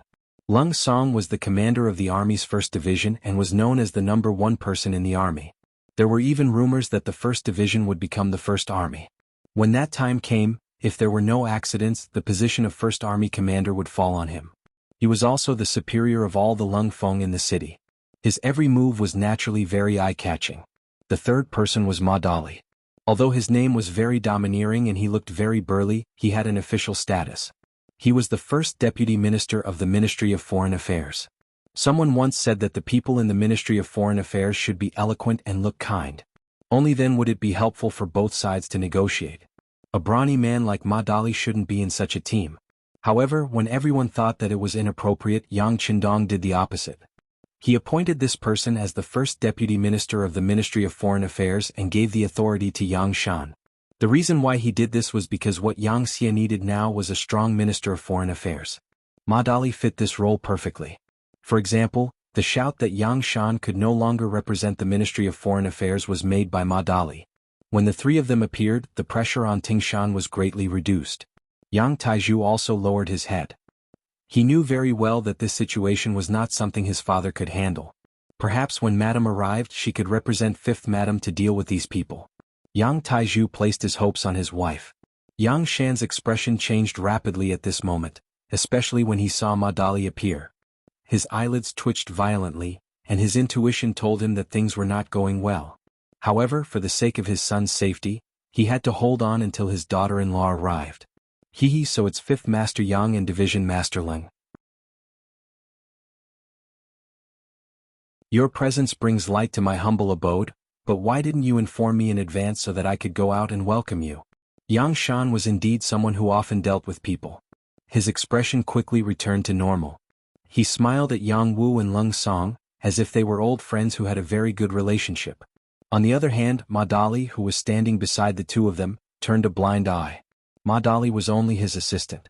Choosing to ignore him at this moment showed how domineering he was. Yang Shan wanted to use this to tell everyone that those who were not as high as him and those who were not as high as him should not speak anymore. He would not listen either. Both Yang Wu and Leng Song understood Yang Shan's little scheme. Perhaps they did not have this kind of experience before, nor had they experienced such a secret struggle. However, they had been in a high position for so many years. Even if they had not seen a pig being slaughtered, how could they not have eaten pork? In such a big environment, it was not something that could be avoided just because one wanted to. Some things had long been accustomed to. Not only did they understand Yang Shan's little scheme, but they also knew very well in their hearts. Leng Song smiled when he saw that Yang Shan had made his move. Then he said, "It's just to catch a person. How could we alarm Division Master Yang?" When Leng Song said this, Yang Shan also smiled. Anyone could tell that this was not a hearty laugh but a sneer. Division Master Leng makes it sound so easy. This time the person you want to catch is my son. As a parent, I think I have the right to know what is going on. However, I wonder if Division Master Leng can tell me what crime my son committed. Do you have any evidence? Yang Shan asked in return. His voice did not contain any emotional fluctuations, but anyone could tell that he was on the verge of exploding. It seemed that if a reasonable answer was not given, he would stop them from taking the person away. Who was Yang Shan? During the reign of Ren Xuanji, he became an official of the Great Ming dynasty. Later, when Zhu Qizhen took over, he was already the assistant minister of the Ministry of Rights. He had also experienced the Tumor Revolution. In the end, he went to the southern Ming dynasty under the protection and help of Yang Qindong. Such an experienced person who was used to deceiving and deceiving each other had long since mastered the art of calmness. He wouldn't be so easily angered. However, he still pretended to be like this. It was tantamount to showing his determination to protect his son's safety. At the same time, he was stalling for time and waiting for his daughter-in-law to arrive. He was also testing Leng Song's confidence. He wanted to see what kind of evidence the other party had and what he needed to do if he wanted to protect his son. Yang Shan stood up. He had single-handedly carried Yang Wu and Leng Song, the two great mountains who had come to the manor. His boldness was enough and his courage was admirable. If it was some ordinary small matter, he would have to give face and let him go if he personally stood up. What was pitiful was that this time, the order was personally given by the 6th young master. No matter how determined Yang Shan was, he could not overturn the situation this time. The reason why they did not use thunderous methods was because the batch of things that had been sent to the sea had not been shipped back. They could not be completely sure what was inside. Without any definite information, Leng Song was not in a hurry to make the final move. Instead, he chuckled and said, "This is strange. Doesn't your son know what he has done? Why is he asking me about it?" "Commander Leng, I did not do anything. You are accusing me wrongly. It is nothing more than your military being envious of our Ministry of Foreign Affairs. You are accusing me wrongly." Although Yang Taizhu, who was being escorted, was restrained, his mouth was not sealed. He could still speak. Seeing that his father was exonerating him, he took the opportunity to shout and shout. Of course, no one knew how true these words were. Most importantly, Yang Wu was here. If he heard some of these words, would he think that this matter was originally due to the conflict between the Ministry of Foreign Affairs and the military department, and that was why this happened? After Yang Tieju's accusation, many of the cold front soldiers' faces turned ugly. Teng Shan, for example, wished he could give Yang Shan a tight slap across the face and let him know the consequences of slandering the military and its soldiers. On the other hand, Leng Song was not in a hurry. He just stood there with his hands behind his back and smiled. No one knew better than him that this time, he took action completely because Director Yang San personally came and arranged it. He was just following orders. Why would he be afraid of being accused or even framed? Yang Shan and Yang Tieju's counterattack made the originally tense Yang family courtyard fall into silence. Suddenly everyone stopped talking. They just looked at each other like they were waiting for something. Yes, everyone was waiting. The Yang father and son were waiting for Lin Lin's arrival. As long as she came, she could represent the fifth young mistress to express her attitude. She was one of the matriarchs. When the master was not around, no one could shake the position of the matriarch. She would have the effect of changing the situation. Yang Wu and Leng Song were waiting for the news from the new dock. As long as the cargo ship was transported back, Qin Shuquan would be caught and betrayed Yang Taiju. Then they could start the next step of the operation. At that time, no one would be able to stop them.